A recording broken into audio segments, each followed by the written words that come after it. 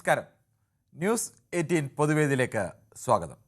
2026 ഫെബ്രുവരി 28-ന് ഇറാനുമേൽ ആക്രമണം നടത്തുകയും ആദ്യ മണിക്കൂറിൽ തന്നെ ഇറാന്റെ പരമോന്നത നേതാവ് അയത്തുള്ള അലി ഖമനേയി അടക്കമുള്ള പ്രധാനപ്പെട്ട നേതാക്കളെയൊക്കെ കൊലപ്പെടുത്തുകയും ചെയ്യുമ്പോൾ അമേരിക്കൻ പ്രസിഡന്റ് ഡൊണാൾഡ് ട്രംപിൻ്റെയും ഇസ്രയേൽ പ്രധാനമന്ത്രി ബെന്യാമിൻ നെതന്യാഹുവിൻ്റെയും പ്രതീക്ഷ ഒറ്റ ദിവസം കൊണ്ട് ഇറാനെ തകർത്ത് തരിപ്പണമാക്കി അവിടെ ഒരു വിജയം നേടാം എന്നുള്ളതായിരുന്നു. എന്നാൽ ഇപ്പോൾ 46 ദിവസം പിന്നിട്ടിട്ടും യുദ്ധം എവിടെയും എത്തിയിട്ടില്ല.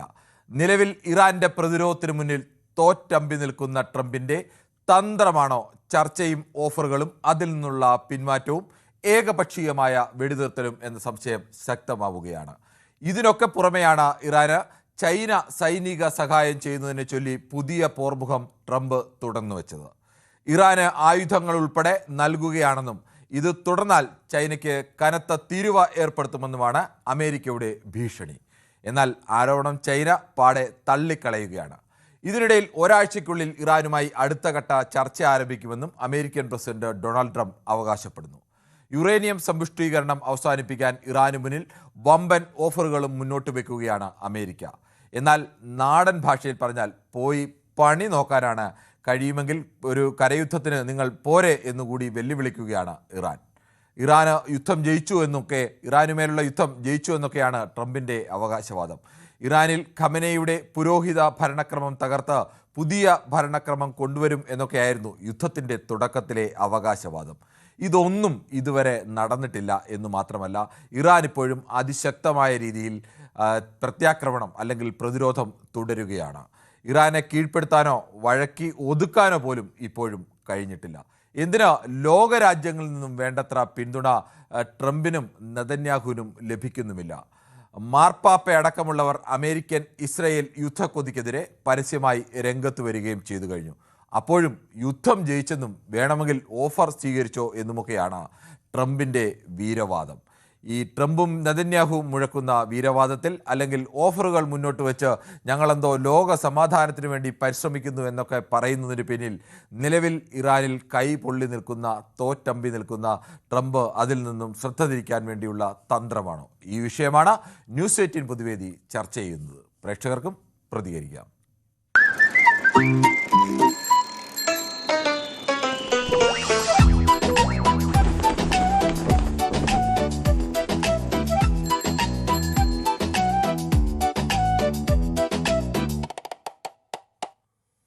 പയ്യോളിൽ നിന്നും രാജനാണ് ആദ്യ പ്രേക്ഷകനായി എത്തുന്നത്. ശ്രീ രാജൻ, താങ്കൾക്ക് എന്ത് തോന്നുന്നു? ഈ യുദ്ധമൊക്കെ തുടങ്ങുമ്പോൾ അമേരിക്കയുടെയും ഇസ്രായേലിൻ്റെയും പ്രതീക്ഷ ഇറാനെ അങ്ങ് തകർത്ത് തരിപ്പണമാക്കി അവിടെ പുതിയ തങ്ങൾ ആഗ്രഹിക്കുന്ന ഒരു പാവ സർക്കാരിനെയൊക്കെ വാഴിക്കാമെന്നായിരുന്നു. ഇപ്പോൾ ട്രംപ് പറയുന്നത് ഞങ്ങൾ യുദ്ധമൊക്കെ ജയിച്ചു കഴിഞ്ഞു, ഇനി വേണമെങ്കിൽ നിങ്ങൾ യുറേനിയം സമ്പുഷ്ടീകരണമൊക്കെ നിർത്തിയാൽ നിങ്ങൾക്ക് കുറേ ഓഫറുകൾ ഞങ്ങൾ തരാം എന്നൊക്കെ പറഞ്ഞ് നിൽക്കുകയാണ്. യഥാർത്ഥത്തിൽ ഇറാനിൽ പോയി കൈപൊള്ളി നിൽക്കുന്ന ട്രംപിൻ്റെ തന്ത്രമാണോ ഇതൊക്കെ? സാറേ, ഞാൻ മുന്നേ ഒരിക്കൽ പറഞ്ഞു ട്രംപിന് ഭ്രാന്താണ്. അദ്ദേഹം ഇപ്പൊ വിളിച്ചു പറയുന്നതിന് ഒരു മാനസിക വിഭ്രാന്തി കൊണ്ട് പറയുന്ന ആ മാനസിക വിഭ്രാന്തി മാറണമെന്നുണ്ടെങ്കിൽ ഈ യുദ്ധത്തിൽ അയാളൊരു കുറച്ച് ഇത് നഷ്ടപ്പെടാനുണ്ട്. അത് ഇപ്പൊ അടുത്ത് ചൈനയെ കൊണ്ട് തന്നെ നഷ്ടപ്പെടാനാണ് സാധ്യത. അത് ചൈന തന്നെ അയാളെ എല്ലാ കാര്യങ്ങളും തീർത്തു കൊടുക്കുന്ന എൻ്റെ ഇത് എന്ന് വെച്ചാല് ഇപ്പൊ ഹോർമുസ് കടലെടുക്കല് പറഞ്ഞോളൂ.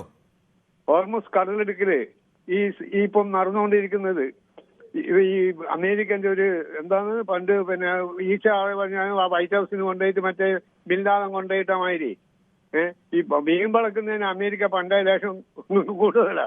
അപ്പൊ അതുകൊണ്ട് ഈ ഭ്രാന്തന്റെ സ്വഭാവം അയാൾ എന്ന് മാറ്റുന്നോ അന്നേ അയാൾക്ക് ഇതുള്ളൂ. പിന്നെ ഈ പാകിസ്ഥാനിൽ വെച്ചിട്ടുള്ള ചർച്ച അതും വലിയ വിജയം കണ്ടെത്താൻ സാധ്യത. എന്താ വെച്ചാൽ പാകിസ്ഥാൻ പിന്നെ കത്തുന്ന ഇതിൽ നിന്നൊരു നമ്മൾ പണ്ട് പഴമരിയില്ലേ കത്തുന്ന വരെ കിർക്കൾ കിട്ടിയാൽ അങ്ങനെയുള്ള ഒരു പാകിസ്ഥാന്റെ കൂടെയാണ് ഇവർ പറയുന്നത്.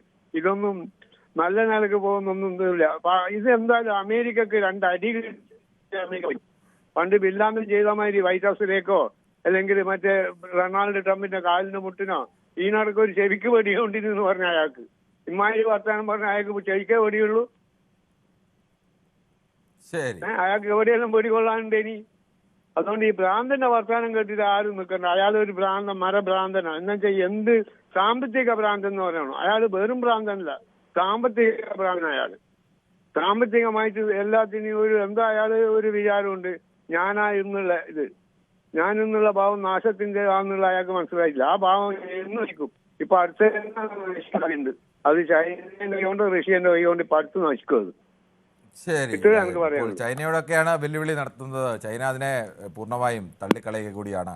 ശ്രീ മോഹനാണ്, വാമനപുരത്തു നിന്നാണ് വിളിക്കുന്നത്. ശ്രീ മോഹനൻ, താങ്കൾക്ക് എന്ത് തോന്നുന്നു? ഈ ട്രംപ് ഇപ്പോൾ ഈ ഓഫറൊക്കെ വെച്ച് കളിക്കുന്നതും പാകിസ്ഥാനിലെ വെച്ചൊരു ചർച്ചയൊക്കെ നടത്തുന്നു. പാകിസ്ഥാന്റെ പൂർണ്ണമായും ഇറാൻ അടക്കം പാകിസ്ഥാന് അങ്ങനെ ഒരു വിശ്വാസമൊന്നുമില്ല. അങ്ങനെ ഒരു രാജ്യത്ത് ചർച്ച നടത്തുകയും ആ ചർച്ച പൊളിഞ്ഞു. ഇടയ്ക്കിടയ്ക്ക് ഓരോ ഓഫറുകൾ വെക്കുന്നു. നിങ്ങൾക്ക് സാമ്പത്തിക സഹായം തരാം, നിങ്ങളെ രക്ഷപ്പെടുത്താം, നിങ്ങളതൊന്ന് നിർത്തൂ എന്നൊക്കെ പറഞ്ഞു. ഞങ്ങൾ ഇതിൻ്റെ ഇടയിൽ പറയുന്നുണ്ട് ഞങ്ങൾ യുദ്ധം ജയിച്ചു കഴിഞ്ഞു എന്നൊക്കെ. യഥാർത്ഥത്തിൽ തോറ്റമ്പി നിൽക്കുന്ന ഒരു രാഷ്ട്രത്തലവന്റെ തന്ത്രമാണോ ഈ ഓഫറുകളൊക്കെ? ഞാൻ ഇതിനിടയ്ക്ക് ഒരു കാര്യം പറഞ്ഞോട്ടെ സാറേ? പറഞ്ഞു. സാറിന് ഇത് ഒരുപാട് ദിവസം കൊണ്ട് ചർച്ച ചെയ്യാണ്. കേരളത്തിൽ എന്തെല്ലാം കാര്യങ്ങളുണ്ടെന്നാ നെതിൻ രാജുവിന്റെ കാര്യങ്ങളൊക്കെ ഒന്ന് എടുത്ത് ചെയ്യണ്ടേ? ശ്രീ മോഹൻ, നമ്മള് പറഞ്ഞോളൂ, താങ്കൾ പറയാൻ അവസരം തരാം. ആഗോള യുദ്ധം നടക്കുകയും അതിന്റെ സാമ്പത്തിക പ്രത്യാഘാതങ്ങൾ കേരളത്തിന്റെ അടുക്കളകളിൽ പോലും അനുഭവിക്കുകയും ഒക്കെ ചെയ്യുന്ന ഒരു സമയത്ത് ഇത്തരം വിഷയങ്ങൾ നമുക്ക് ചർച്ച ചെയ്യാതിരിക്കാൻ കഴിയുമോ? അത് കഴിയില്ല. അത് നമ്മുടെ പ്രധാനമന്ത്രിയാണ് അത് തീരുമാനിക്കുക. കാരണം ലോക രാഷ്ട്രങ്ങൾക്ക് അറിയാവുന്ന ഒരു വ്യക്തിയാണ്. ആ വ്യക്തി കറക്റ്റായിട്ട് ഇതിനെ തരണം ചെയ്ത് മുമ്പോട്ട് കൊണ്ടുപോയാണ്. എന്നൊരു ഗ്യാസിന് തന്നെ എന്തുമാത്രം ബുദ്ധിമുട്ടുണ്ടെന്നുള്ളത് അറിയാമോ? അപ്പൊ ട്രംപ് എന്ന് പറയുന്ന അദ്ദേഹം ചിലപ്പോൾ വലിയൊരാളായിരിക്കാം. എന്നാലും നാലുപേര് പറയുന്ന കേൾക്കണ്ടേ? എല്ലാ ലോകരാഷ്ട്രങ്ങളും പറയുന്ന യുദ്ധം അവസാനിപ്പിക്കണമെന്നല്ലേ പറയുന്നത്. അപ്പൊ അദ്ദേഹത്തിന്റെ ഒരു പിടിവാശി കൊണ്ട് എത്ര കൊച്ചുങ്ങളാണ് സാറേ മരിച്ചത്? ഇത് നമ്മുടെ വീട്ടിൽ നിന്ന് ഒരു കൊച്ചു അവിടെ പോയി പഠിക്കണം എന്നുണ്ടെങ്കിൽ എത്ര ലക്ഷം രൂപയിലോ? എന്റെ മക്കളോ ലണ്ടനിലോ അമേരിക്കയിലോ നിൽക്കുന്നുണ്ട്. എത്ര ലക്ഷം രൂപയാവും? 20,000 രൂപ, 20 ലക്ഷം രൂപയോളം ആവുന്നുണ്ട് അവിടെ പോയി പഠിക്കാനായിട്ട്. ഇത് അദ്ദേഹം ഒന്ന് മനസ്സിലാക്കണ്ടേ? അപ്പൊ യഥാർത്ഥത്തിൽ അദ്ദേഹത്തിന്റെ ചെവിട്ടടിയില് ചെവിയുടെ തൊട്ട് താഴെ നല്ലൊരു അടി കിട്ടിയോണ്ടാണ് ആവശ്യം. അതിനെ ആരും തയ്യാറാവൂലായിരിക്കും. ഇന്ത്യയിലാണെങ്കിലും ആരും ചൈനയൊക്കെ ഇങ്ങനെ പറയണമെന്ന് വെച്ചും കൊണ്ട് അവരെങ്കിലും കളിക്കുമെന്ന് എനിക്ക് തോന്നുന്നില്ല. ഒരാളുടെ ചെവിക്കലടിച്ച് പൊട്ടിക്കണമെന്നൊക്കെ പറയാം, പക്ഷെ അത് അങ്ങനെ എന്നുള്ളതല്ല ഞാൻ പറഞ്ഞേക്കാം. അതിനും കൂടെ സാർ സമാനം പറയും. എന്റെ മക്കള് ലണ്ടനിലും അമേരിക്കയിലൊക്കെ പഠിക്കുന്നുണ്ടോ? 20 ലക്ഷം രൂപയോളം ആവും.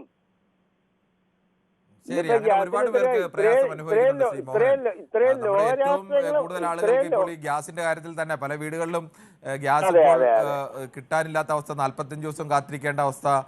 അത് പല ചെറിയ ഗ്യാസ് കുറ്റിയാണെങ്കിൽ ഒരു പമ്പിലും ഇപ്പോൾ കിട്ടാത്ത അവസ്ഥയൊക്കെ നേരിട്ടുകൊണ്ടിരിക്കുകയാണ്.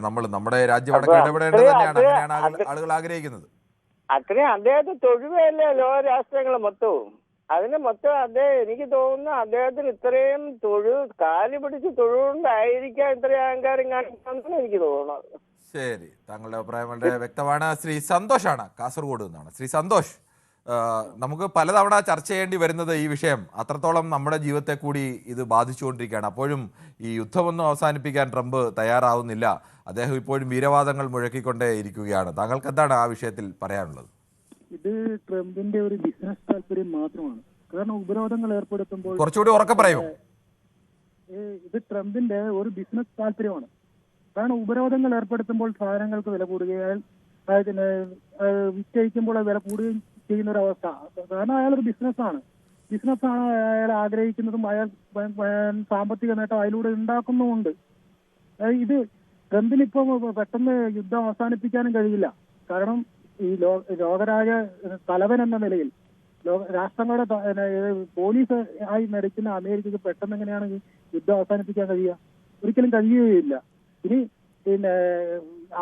ഇപ്പൊ പാകിസ്ഥാനില് ഈ ചർച്ച നടത്തി, ഇടയ്ക്ക് ചർച്ച അലത്തി അവരന്നേരം വിട്ടു. അടുത്തേക്ക് ചർച്ച ഉണ്ടെന്നാണ് പറയുന്നത്.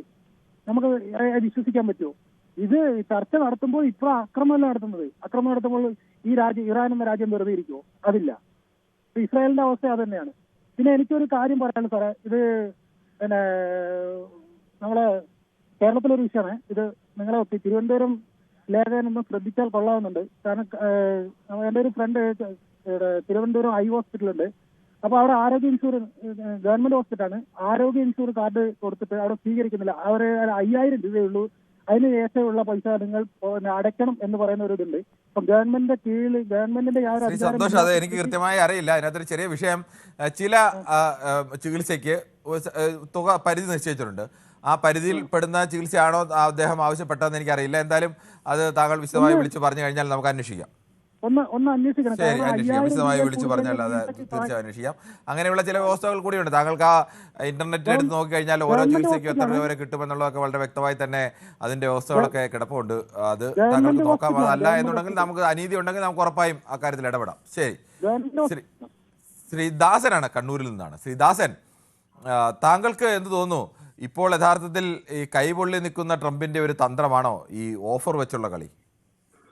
അല്ല, ട്രംപ് എനിക്ക് തോന്നുന്നു ഈ ഉത്തരമുട്ട അട്ടഹാസം എന്നുള്ള കാര്യത്തില് ഒരു തിരിച്ചടി ഇറാൻ എന്ന പ്രദേശത്ത് നിൽക്കേണ്ടി വരും. കാര്യം ഇറാൻ ഇപ്പൊ സഹായിക്കുന്നത് ഇപ്പോ ചൈന, റഷ്യ, നമ്മുടെ കൊറിയ, ചൈനയൊക്കെ രഹസ്യമായിട്ട് ആയുധങ്ങളൊക്കെ കൊടുക്കാൻ തുടങ്ങിയല്ലോ. അപ്പൊ അതല്ലാതെ ഇറാനെ കൊണ്ട് പിടിച്ചേക്കാനാവൂല. ട്രംപ് പറയുന്നതായാലും നെതന്യാഹു പറയുന്നതായാലും കാര്യം ഇറാൻ ഈ യുക്രൈനെ സമ്പുഷ്ടീകരണം നടത്തിക്കൊണ്ടിരിക്കുവാന്നല്ലേ പറയുന്നത്. ഈ ലോകത്തിന് എന്നും നാശം തന്നെ. ആരായാലും ഈ ആണവായുധങ്ങൾ ആരെ കൈവശമുണ്ടായാലും, പ്രത്യേകിച്ച് ഒരു മതരാഷ്ട്രമാണ് ഈ ഇറാൻ. ഇവർക്കൊന്നും പള്ളി അള്ള അതിന്റെ അപ്പുറം വേറെ ലോകമില്ല. അങ്ങനെ ചിന്തിക്കുന്ന ആൾക്കാരെ കയ്യിൽ ഇതുപോലെ കിട്ടിക്കഴിഞ്ഞാൽ ഇവർക്ക് ഇവിടെ എന്താ നടത്താൻ പറ്റാതെ. അപ്പൊ ഇത് ഞാൻ പറയുന്നത് ഈ ഒന്നാമത് നമ്മുടെ ഈ UN ഒരു കഴിവുമില്ല. അങ്ങനെ ഒരു ഇങ്ങനെയുള്ള വിഷയം വരുമ്പോൾ അത് ഇടപെട്ടിട്ട് അത് ഏത് രീതിയിൽ പരിഹരിക്കണമെന്നുള്ള ഒരു ആർക്കൊന്നും ഇപ്പോൾ ട്രംപ് തോന്നുന്നു. അയാളുടെ മറ്റ് പറയുമ്പോഴേ പറയാം ഇങ്ങനെ ഈ മനോനില തെറ്റ പോലെ അയാൾ എന്തൊക്കെ പറയുമ്പോൾ. പക്ഷെ എന്തായാലും അവസാന ഘട്ടത്തില് ഇവര് നെതന്യാഹുവും ട്രംപും കൂടിയിട്ട് എന്റെ ബലമായ സംശയം ഒരു നല്ല രീതിയിൽ ആൾനാശം ഉണ്ടാക്കാൻ സാധ്യതയുണ്ട്. അത് ഇല്ലാതിരിക്കട്ടെ, അതിന് മുമ്പായിട്ട് ഇടപെടേണ്ട ആൾക്കാരൊക്കെ ഇടപെട്ടിട്ട് ഒന്ന് പ്രശ്നം പരിഹരിക്കാൻ പറ്റും നോക്കട്ടെ. കുറെ കാലമായി കിരണബാബു വിളിച്ചിട്ട്, ഒരു 2-3 ആഴ്ചയായി വിളിച്ചിട്ട്. ശരി ശ്രീദാസൻ, എന്തായാലും വിളിക്കുക താങ്കൾ ഇടയ്ക്ക്. വിഷുവാശംസകൾ എല്ലാവർക്കും. ശരി, വിഷു ആശംസകൾ തിരിച്ചും ശ്രീദാസന്. ശ്രീ ജാക്സൺ ആണ്, ആലപ്പുഴയിൽ നിന്നാണ് വിളിക്കുന്നത്. ശ്രീ ജാക്സൺ, താങ്കൾക്ക് എന്ത് തോന്നുന്നു? ഈ നമ്മൾ നിരന്തരം ഇത്തരമൊരു വിഷയം ചർച്ച ചെയ്യേണ്ടി വരുന്നത് തന്നെ നമ്മുടെ നിത്യജീവിതത്തെ അത് ബാധിക്കുന്ന അവസ്ഥയിലേക്ക് അടക്കം എത്തിക്കഴിഞ്ഞു. എന്ന് മാത്രമല്ല, ലോകത്തെ ഈ ഗൾഫ് രാജ്യങ്ങളെ ആശ്രയിച്ച് നിൽക്കുന്നതാണ് നമ്മുടെ സാമ്പത്തിക വ്യവസ്ഥ പോലും. അവിടെയുള്ള പലർക്കും ഇപ്പോൾ സ്കൂൾ അവധിയൊക്കെ കേരളത്തിൽ തുടങ്ങി, പലർക്കും വരണം എന്നൊക്കെ താല്പര്യമുണ്ട്. പക്ഷേ അവർക്കാർക്കും വരാൻ പോലും കഴിയാത്ത അവസ്ഥയിൽ നിൽക്കുകയാണ്. ഈ യുദ്ധം ഇങ്ങനെ അവർ അവസാനിപ്പിക്കാൻ ഈ ട്രംപിന് ഒരു പദ്ധതിയുമില്ലേ? സാറേ, ഇത് ഗൾഫ് രാജ്യങ്ങളെ ആക്രമിച്ചത് കൊണ്ടാണ് ഇപ്പൊ ഈ പറഞ്ഞ പ്രശ്നം ഉണ്ടായത്. ഇത് ഗൾഫ് രാജ്യങ്ങളെ ഇറാൻ ആക്രമിക്കാതെ നേരിട്ട് അമേരിക്കയോ അല്ലെങ്കിൽ ഇസ്രായേലിനോ ആക്രമിക്കുകയാണെങ്കിൽ ഈ പ്രശ്നമില്ലല്ലോ. എന്തുകൊണ്ടാണ് അവർ അങ്ങനെ ചെയ്യുന്നില്ല? ശ്രീ ജാക്സൺ, അതിനകത്തൊരു ചെറിയ വിഷയം, ഈ ഇറാന്റെ പക്കലിരിക്കുന്ന ആയുധം കൊണ്ട് ഇറാന് അവരുടെ ബാലിസ്റ്റിക് മിസൈലുകളും കൊണ്ട് അമേരിക്കയിൽ പോയി ആക്രമണം നടത്താൻ, അത് ഇറാനുമായി എത്രയോ ആയിരക്കണക്കിന് കിലോമീറ്റർ അകലെ നിൽക്കുന്ന അമേരിക്കയിൽ പോയി ആക്രമണം നടത്താൻ തക്ക ശേഷിയുള്ള ആയുധങ്ങൾ അവരുടെ പക്കൽ ഉണ്ടായിരുന്നെങ്കിൽ അവരങ്ങനെ ആക്രമിച്ചേനെ. പക്ഷേ അവരുടെ പക്കൽ അങ്ങനെയുള്ള ആയുധങ്ങളില്ല. അവർക്ക് ആക്രമിക്കാൻ കഴിയുന്നത് പരമാവധി 2000-2500 കിലോമീറ്റർ എന്ന് പറയുന്നത് അതിനുള്ളിൽ വരുന്ന ഇസ്രായേലാണ്. ഇസ്രായേൽ ഇടയ്ക്കിടയ്ക്കൊക്കെ അവർ അത്രയും ദൂരെ ഒരു ബാലിസ്റ്റിക് മിസൈൽ എത്തിക്കുക എന്നൊക്കെ പറഞ്ഞാൽ വലിയ പ്രയാസമാണ്. അതിനെയൊക്കെ മറികടന്ന് വല്ലപ്പോഴുമൊക്കെ 1-2 എണ്ണമൊക്കെ അവർ അവിടെയും ചെയ്യുന്നുണ്ട്. പിന്നെ അവർക്ക് ചെയ്യാൻ കഴിയുന്ന എന്താണ്? അമേരിക്കയ്ക്ക് സൈനിക താവളങ്ങൾ അനുവദിച്ചിരിക്കുന്ന ഗൾഫ് രാജ്യങ്ങൾ അമേരിക്കയെ പോലെ രാജ്യത്തിന്റെ സൈനിക താവളങ്ങൾ അനുവദിച്ചപ്പോൾ അവിടെ കയറി ആക്രമിക്കാനല്ലേ ഇറാനെ കൊണ്ട് കഴിയും, അല്ലാതെ ഇറാന് അമേരിക്കയെ പോയി ആക്രമിക്കാൻ കഴിയും? ഈ സമയങ്ങളിലൊന്നും അവരുടെ ബേസ്മെന്റിലൊന്നും ഇങ്ങോട്ട് ആക്രമിച്ചായിട്ടുള്ള യാതൊരു അറിവുമില്ല. പിന്നെ എന്തിനാ ഈ ചെറിയ ചെറിയ രാജ്യങ്ങളെ ആക്രമിക്കുന്നത്? ഇസ്രായേലിലോട്ട് ആക്രമിക്കും. ജാക്സൺ, അല്ലാതെ ഇറാനിന് എന്ത് ചെയ്യാൻ കഴിയും?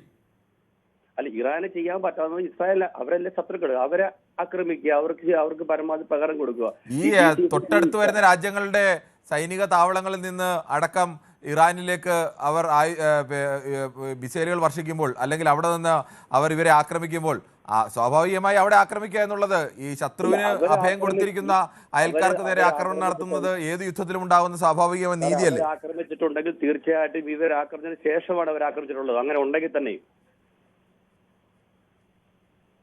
ശരി ജാക്സൺ, സ്വാഭാവികമായും ഒരു രാജ്യത്തിന് ഇറാൻ ഇപ്പോൾ അമേരിക്കയിൽ പോയി ആക്രമിക്കാൻ തക്ക ആയുധശേഷിയുള്ള രാജ്യമല്ല. സ്വാഭാവികമായും അവർ അമേരിക്കയുടെ ഏറ്റവും അടുത്ത രാജ്യങ്ങൾ എവിടെയാണോ അവരുടെ താവളങ്ങൾ അവിടോട്ടൊക്കെ അല്ലേ ആക്രമണം നടത്തുക. ആഫ്റ്റർ എഫക്റ്റ് നമ്മളെ പോലുള്ള സാധാരണക്കാർക്ക് എപ്പോഴും വരും. പക്ഷേ ഇറാൻ ഇത് ചെയ്യാറുണ്ട് നേരത്തെ തന്നെ. ഈ GCC കൺട്രിയെ ആക്രമിക്കാതെ ആരുമായിട്ടുള്ള ശത്രുത അവരുമായിട്ട് ചെയ്യുന്നെങ്കിൽ ഇത് ഒരു കുഴപ്പമില്ലായിരുന്നു. ഇതിപ്പോ GCC കൺട്രിയെ ആക്രമിച്ചുകൊണ്ടാണ് നമുക്ക് ഈ പോലെ ആൾക്കാർക്കെല്ലാം ഈ ജോലി ബുദ്ധിമുട്ടും ഗ്യാസിനും പ്രശ്നങ്ങളൊക്കെ വരുന്നത്. ശരി ജാക്സൺ, എന്തായാലും യുദ്ധം കൊണ്ട് ആർക്കും ഒരു പ്രശ്നം, ആർക്കും ഒരു ഗുണവും ഉണ്ടാവില്ല. ഒരുപാട് പേര് മരിക്കുകയും ചെയ്തത് തുടങ്ങി വെച്ചത് ഇസ്രായേലും അമേരിക്കയും അല്ലേ? അതെ, ഇസ്രായേലും അമേരിക്കയും ആണെങ്കിൽ സാർ അവരുമായിട്ടാണ് ചെയ്യാൻ. ഒരിക്കലും GCC കൺട്രികളെ ഈ ലക്ഷക്കണക്കിന് വരുന്ന അവർക്ക് ഇറാൻ അറിയാമല്ലോ, ഈ ലക്ഷക്കണക്കിന് കുടുംബങ്ങൾ വന്ന് ജോലി ചെയ്യുന്ന സ്ഥലമാണെന്ന്. അപ്പൊ മനഃപൂർവ്വം അവർ ചെയ്യുമല്ലോ അങ്ങനെ. ശ്രീ ജാക്സൺ, എൻ്റെ ഒരു ചെറിയ സംശയമാണ്. ഇറാൻ എന്ന് പറയുന്ന രാജ്യത്തെ ആക്രമണം നടത്തുമ്പോൾ അവരുടെ അയൽക്കാരായ രാജ്യങ്ങളൊക്കെ ശത്രുവിന് സഹായം ചെയ്തു കൊടുക്കുന്നു. ശത്രുവിന് സഹായം ചെയ്തു കൊടുക്കുമ്പോൾ അത് നമുക്ക് ബുദ്ധിമുട്ടുണ്ടാകുന്നുണ്ടെന്നുള്ളതും നമ്മുടെ സഹോദരങ്ങളവിടെ ജീവിക്കുന്നതെല്ലാം യാഥാർത്ഥ്യമാണ്. പക്ഷേ ഇറാനെ സംബന്ധിച്ച് ഇങ്ങനെ ഒരു ആക്രമണം നടത്തുമ്പോൾ, അല്ലെങ്കിൽ ഈ GCC രാജ്യങ്ങളൊക്കെ നേരത്തെ പറയണമായിരുന്നു ഇറാനെ ഇപ്പോൾ നിങ്ങൾ ആക്രമിക്കരുത്, ശരിയല്ല, ഞങ്ങളടക്കം അതിൻ്റെ നേരിടേണ്ടി വരും, അതുകൊണ്ട് ഞങ്ങൾ ചെയ്യരുത്. അത്തരമൊരു നിലപാട് സ്വീകരിക്കാത്തത്തോളം കാലം സ്വാഭാവികമായും ഇറാൻ അവരുടെ രക്ഷയല്ലേ നോക്കും. അവർക്കിപ്പോൾ അയൽക്കാരെ രക്ഷിക്കുക എന്നുള്ളതല്ലല്ലോ, അവരുടെ ജീവൻ രക്ഷിക്കാൻ വേണ്ടി, അവരുടെ രാജ്യം രക്ഷിക്കാൻ വേണ്ടി അവർ പരിശ്രമിച്ചുകൊണ്ടിരിക്കില്ലേ. ഇത്രയും പണവും ആള് അർത്ഥം കൊടുത്ത് അവരുടെ ബേസ് കോടിക്കണക്കിന് രൂപ മുടക്കി അവിടെ ബേസ് എന്തിനാണ് ഈ ഗൾഫ് രാജ്യങ്ങൾ ചെയ്യുന്നത്? ഇറാൻ ശരിയല്ലാത്തത് കൊണ്ടല്ലേ? ഇറാൻ അവർക്ക് സേഫ്റ്റി അല്ല എന്ന് അറിഞ്ഞുകൊണ്ടാണ് ഈ കുഞ്ഞു കുഞ്ഞു രാജ്യങ്ങൾ അവിടെ ബേസ് വെച്ചിരിക്കുന്നത്. ഇല്ലെങ്കിൽ ഈ അമേരിക്കയൊക്കെ താങ്ങേണ്ട ആവശ്യം ഇവർക്ക് എന്തിരിക്കുന്നു? അപ്പോൾ തിരിച്ചും ഇവരും ആ രീതിയിൽ തന്നെ പ്രതികരിക്കില്ലേ? ശത്രുവിന് അഭയം കൊടുത്ത അയൽക്കാരനെ ഇറാൻ വിശ്വസിക്കുമോ? സാറേ എന്തുകൊണ്ടാണ് ശത്രുവിനെ അവിടെ അഭയം കൊടുക്കാൻ വേണ്ടി പോണത്? ഇറാന്റെ കയ്യിരിപ്പ് ശരിയാകാത്തത് കൊണ്ടല്ലേ സാറേ? ചരിത്രം ഉണ്ടല്ലോ ഇതിനകത്ത്. നമുക്കിപ്പോ ഇന്ത്യക്കും ഈ ഇറാനുമായിട്ടോ അമേരിക്കയായിട്ടോ ഇസ്രായേലായിട്ടോ ഒന്നും പ്രശ്നങ്ങളില്ല എങ്കിൽ തന്നെ നമ്മൾ കാര്യങ്ങൾ പറയുമ്പോൾ നോക്കണമല്ലോ. അവര് ശരിയല്ലാത്തത് കൊണ്ട് അവര് ഞങ്ങൾക്ക് ഭാവിയിൽ ബുദ്ധിമുട്ടാവുമെന്ന് കണ്ടതുകൊണ്ടാണ് GCCക്കാർ സപ്പോർട്ട് ചെയ്യാണ് ഈ ബേസ് അവിടെ വെച്ചിരിക്കുന്നത്. വെറുതെ അല്ല, അമേരിക്ക അങ്ങോട്ട് ആവശ്യപ്പെട്ടില്ലല്ലോ സാറേ. അപ്പോൾ തിരിച്ചു ആക്രമണം ഉണ്ടാകില്ലേ എന്നുള്ളതാണ് ന്യായമായ എൻ്റെ ഒരു സംശയം. ആക്രമണം ഉണ്ടാവും തന്നെ. അവർക്ക് ഇവരെ ശരിയല്ലാത്തത് കൊണ്ടാണ് ബേസ് അവിടെ വെച്ചിരിക്കുന്നത്. ഇവര് കറക്റ്റ് ആണെങ്കിൽ ബേസിന്റെ ആവശ്യം ഉണ്ട്, അമേരിക്കയുടെ ആവശ്യം ഉണ്ട്. രാജ്യങ്ങൾക്ക് അവരുടേതായ നിലപാടുകളൊക്കെ ഉണ്ട്. ജാക്സൺ അതാണ് സാറേ പ്രശ്നം വരുന്നത്. അവർക്ക് നിലപാടുകളുണ്ട്. ശരിയാണ്. യുദ്ധം കൊണ്ട് സുബ്രഹ്മണ്യനാണ് പെരുമ്പാവൂരിൽ നിന്നാണ്. ശ്രീ സുബ്രഹ്മണ്യൻ, താങ്കൾക്ക് എന്ത് തോന്നുന്നു? യഥാർത്ഥത്തിൽ യുദ്ധം തുടങ്ങി 46 ദിവസമാകുന്നു. അവിടെ ഒറ്റ ദിവസം കൊണ്ട് തീർക്കാമെന്നൊക്കെ പറഞ്ഞ് വന്നതാണ് അമേരിക്കയും ഇസ്രയേലും. പക്ഷേ ഇപ്പോഴും അവർക്ക് ജയിക്കാൻ കഴിയുന്നില്ല. ട്രംപ് പറയുന്നത് ഞങ്ങൾ ജയിച്ചു തീർക്കുകയാണെന്നാണ്. താങ്കൾക്ക് എന്താണ് പറയാനുള്ളത്? കിരൺ സാർ നമസ്കാരം. നമസ്കാരമുണ്ട്. ട്രംപ് തോറ്റാമ്പി പോയി. യുദ്ധം ജയിച്ചില്ലല്ലോ അമേരിക്ക. ഇതുവരെയും ജയിച്ചിട്ടില്ല. ഇല്ല, ഇതുവരെയും ജയിച്ചിട്ടില്ല. അത് ജയിക്കില്ല. അയാളിപ്പോ ജയിച്ചു എന്നുള്ള മട്ടില് അയാള് നിൽക്കുകയാണ്. ഇന്നലത്തെ നമ്മുടെ ചർച്ചയില് അയാള് ഒക്കെ ചെയ്തില്ലേ? അത് ഇന്നലെ ഞാൻ വിളിച്ചപ്പോ പറയാ, അയാളുടെ മുഖം യേശുക്രിസ്തുവിന്റെ മുഖം അല്ല വെക്കേണ്ടത്, യൂദാസിന്റെ മുഖം അയാളെ വെക്കേണ്ടത്. അയാള് ജയിച്ചു എന്നുള്ള മട്ടില് തോറ്റു എന്ന് സമ്മതിക്കാൻ അയാളുടെ ഈഗോ സമ്മതിക്കുന്നില്ല. നെതന്യാഹുവിന്റെ ഈഗോ സമ്മതിക്കാത്തതുകൊണ്ട് ഇറാന്റെ മുമ്പിൽ അവർ തോറ്റ് തുന്നം പാടി. യുദ്ധം അമേരിക്കയും ഇസ്രായേലും ജയിക്കാൻ പോകുന്നില്ല. ഇതാണ് എന്റെ അഭിപ്രായം. ശരി, ശ്രീ സുബ്രഹ്മണ്യൻ. ശ്രീ ചന്ദ്രൻ നായരാണ്, തിരുവനന്തപുരത്ത് നിന്നാണ്. ശ്രീ ചന്ദ്രൻ നായർ, താങ്കൾക്ക് എന്ത് തോന്നുന്നു? ഈ ട്രംപ് എടുത്തു ചാടി യുദ്ധം തുടങ്ങാൻ എല്ലാവർക്കും കഴിയും, പക്ഷേ അവസാനിപ്പിക്കാനുള്ള വഴി അത്ര എളുപ്പമല്ല. അത്തരമൊരു ദുരവസ്ഥയിൽപ്പെട്ട് നിൽക്കുകയാണോ അമേരിക്കൻ പ്രസിഡന്റ്? സാർ, ഇയാളെ പറ്റി ഒന്നും പറയാൻ പറ്റാത്തൊരവസ്ഥയാണ് സാർ. നമ്മളെന്താ വെച്ചാൽ ഈ കാണുന്നതെല്ലാം എന്താണെന്ന് വെച്ച് കഴിഞ്ഞാൽ നമുക്ക് മിഥ്യയായി തോന്നുകയാണ്. കാരണം വെച്ചാൽ ഒരിക്കലും വിശ്വസിക്കാൻ പറ്റില്ല. ഇപ്പൊ യുദ്ധം ജയിച്ചെങ്കിൽ നമ്മളൊക്കെ രക്ഷപ്പെട്ടു സാർ. യുദ്ധം ജയിച്ചെന്ന് അയാൾ അവകാശപ്പെടുന്നു. അങ്ങനെയാണെന്നുണ്ടെങ്കിൽ നമുക്ക് എന്താ വെച്ചാൽ എണ്ണ ഉൽപാദനങ്ങളും അതെല്ലാം എന്ന് വെച്ചാൽ പഴയതുപോലെ ആവുമല്ലോ. ഒന്നത്. രണ്ടാമത്, ഗൾഫ് രാജ്യങ്ങളിലുള്ള മലയാളികളെല്ലാം സുരക്ഷിതരാവും. പക്ഷെ നിർഭാഗ്യവശാൽ ഇയാളുടെ കാര്യത്തിൽ ഒന്നും പറയാൻ ഞാൻ ആരുമല്ല സാർ. പറയാൻ പറ്റാത്ത ഒരവസ്ഥയിലാണ് സാർ കാര്യങ്ങൾ. അയാളെ നമുക്ക് വിശ്വസിക്കാൻ പറ്റില്ല. ശരി, ശ്രീ വിമൽ കുമാറാണ്, കോഴിക്കോട് നിന്നാണ് വിളിക്കുന്നത്. ശ്രീ വിമൽ കുമാർ, താങ്കൾക്ക് എന്ത് തോന്നുന്നു? ഈ 1.5 മാസം കഴിയുന്നു, ഇപ്പോഴും യുദ്ധം എവിടെയും എത്തിയിട്ടില്ല. പക്ഷേ ട്രംപ് പറയുന്നത് ഞങ്ങൾ ജയിച്ചു തീർക്കുകയാണ് എന്നൊക്കെ, അല്ലെങ്കിൽ ഞങ്ങൾ യുദ്ധം ജയിച്ചു കഴിഞ്ഞു എന്നൊക്കെ പറയുന്നു. താങ്കൾ എങ്ങനെ കാണുന്നു ഇതിനെ? ശ്രീ മനോജാണ് എറണാകുളത്ത് നിന്ന്. ശ്രീ മനോജ്, താങ്കൾക്ക് പറയാം. ഞാൻ എറണാകുളത്ത് നിന്ന് മനോജാണ്. ശരി. ഈ ട്രംപ് എന്ന് പറയുന്നത് ശരിക്കും പറയണത് നമ്മളെ കൊറോണ വന്നില്ലേ, അതിലും വലിയ വൈറസാണ്. ഹലോ സാർ, പറഞ്ഞോളൂ മനോജ്. അതിലും വലിയ വൈറസായിട്ട് നമ്മുടെ ലോകത്തിന് ഒരു ഭീഷണി ആയിക്കൊണ്ടിരിക്കുകയാണ്. മര്യാദക്ക് പോണ രാജ്യങ്ങളെ തമ്മിൽ തല്ലിപ്പിച്ച് ഈ ലോകത്ത് ഒരു അരാജകത്വം സൃഷ്ടിക്കാൻ വേണ്ടി മാത്രമാണ് അയാളുടെ പ്രവർത്തനം. നമുക്ക് ഇച്ഛാശക്തിയുള്ള ഒരു പ്രധാനമന്ത്രി ഉണ്ട്. നമ്മുടെയൊക്കെ ശരിക്കും പറഞ്ഞ രാജ്യത്തിന് ഒരു മഹത്തായ ഒരു ഇതുണ്ട്. ആ രാജ്യത്ത് ഇത്രയും നല്ല ഒരു ശരിക്കും കഴിഞ്ഞ ദിവസം നമ്മൾ ന്യൂസിൽ തന്നെ കണ്ട് പാകിസ്ഥാനിന് ഒരു ചർച്ച നടത്തിയിട്ട് ആ ഹോട്ടലിലെ ബില്ല് പോലും അടച്ചില്ല. അത്രയും വിശ്വാസക്കേടുള്ള അവര് ഈ ചർച്ച നടത്തിയിട്ട് ആ ബില്ല് പോലും അടയ്ക്കാത്ത രാജ്യത്തിനെയൊക്കെ വെച്ചിട്ടാണ് ഇവര് ചർച്ച നടത്തുന്നത്. എന്ത് ഇതാണ് ചെയ്യണതെന്നാണ് നമ്മൾ ആലോചിക്കുന്നത്. ഈ ലോകത്തിലെ ഏറ്റവും വലിയ വൈറസായിട്ട് മാറിക്കൊണ്ടിരിക്കുന്ന ട്രംപ്. ശരി, ശ്രീ മനോജിന്റെ വാക്കുകൾ വളരെ വ്യക്തമാണ്. ശ്രീ മുഹമ്മദ് ഷെറീഫാണ്, പുനലൂരിൽ നിന്നാണ് വിളിക്കുന്നത്. ശ്രീ മുഹമ്മദ് ഷെരീഫ്, താങ്കൾ ആദ്യമായിട്ടാണോ പൊതുവേദിയിൽ വിളിക്കുന്നത്, അതോ മുമ്പ് വിളിച്ചിട്ടുണ്ടോ?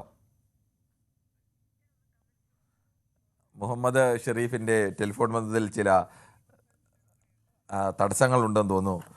ശ്രീ പ്രദീപാണ് ബർമുഡയിൽ നിന്നും. ശ്രീ പ്രദീപ്, നമുക്ക് വീണ്ടും വീണ്ടും ഇങ്ങനെ അമേരിക്കയുടെ വിഷയം, ഈ യുദ്ധത്തിൻ്റെ വിഷയമൊക്കെ ചർച്ച ചെയ്യേണ്ട അവസ്ഥയിൽ നിൽക്കുകയാണ്.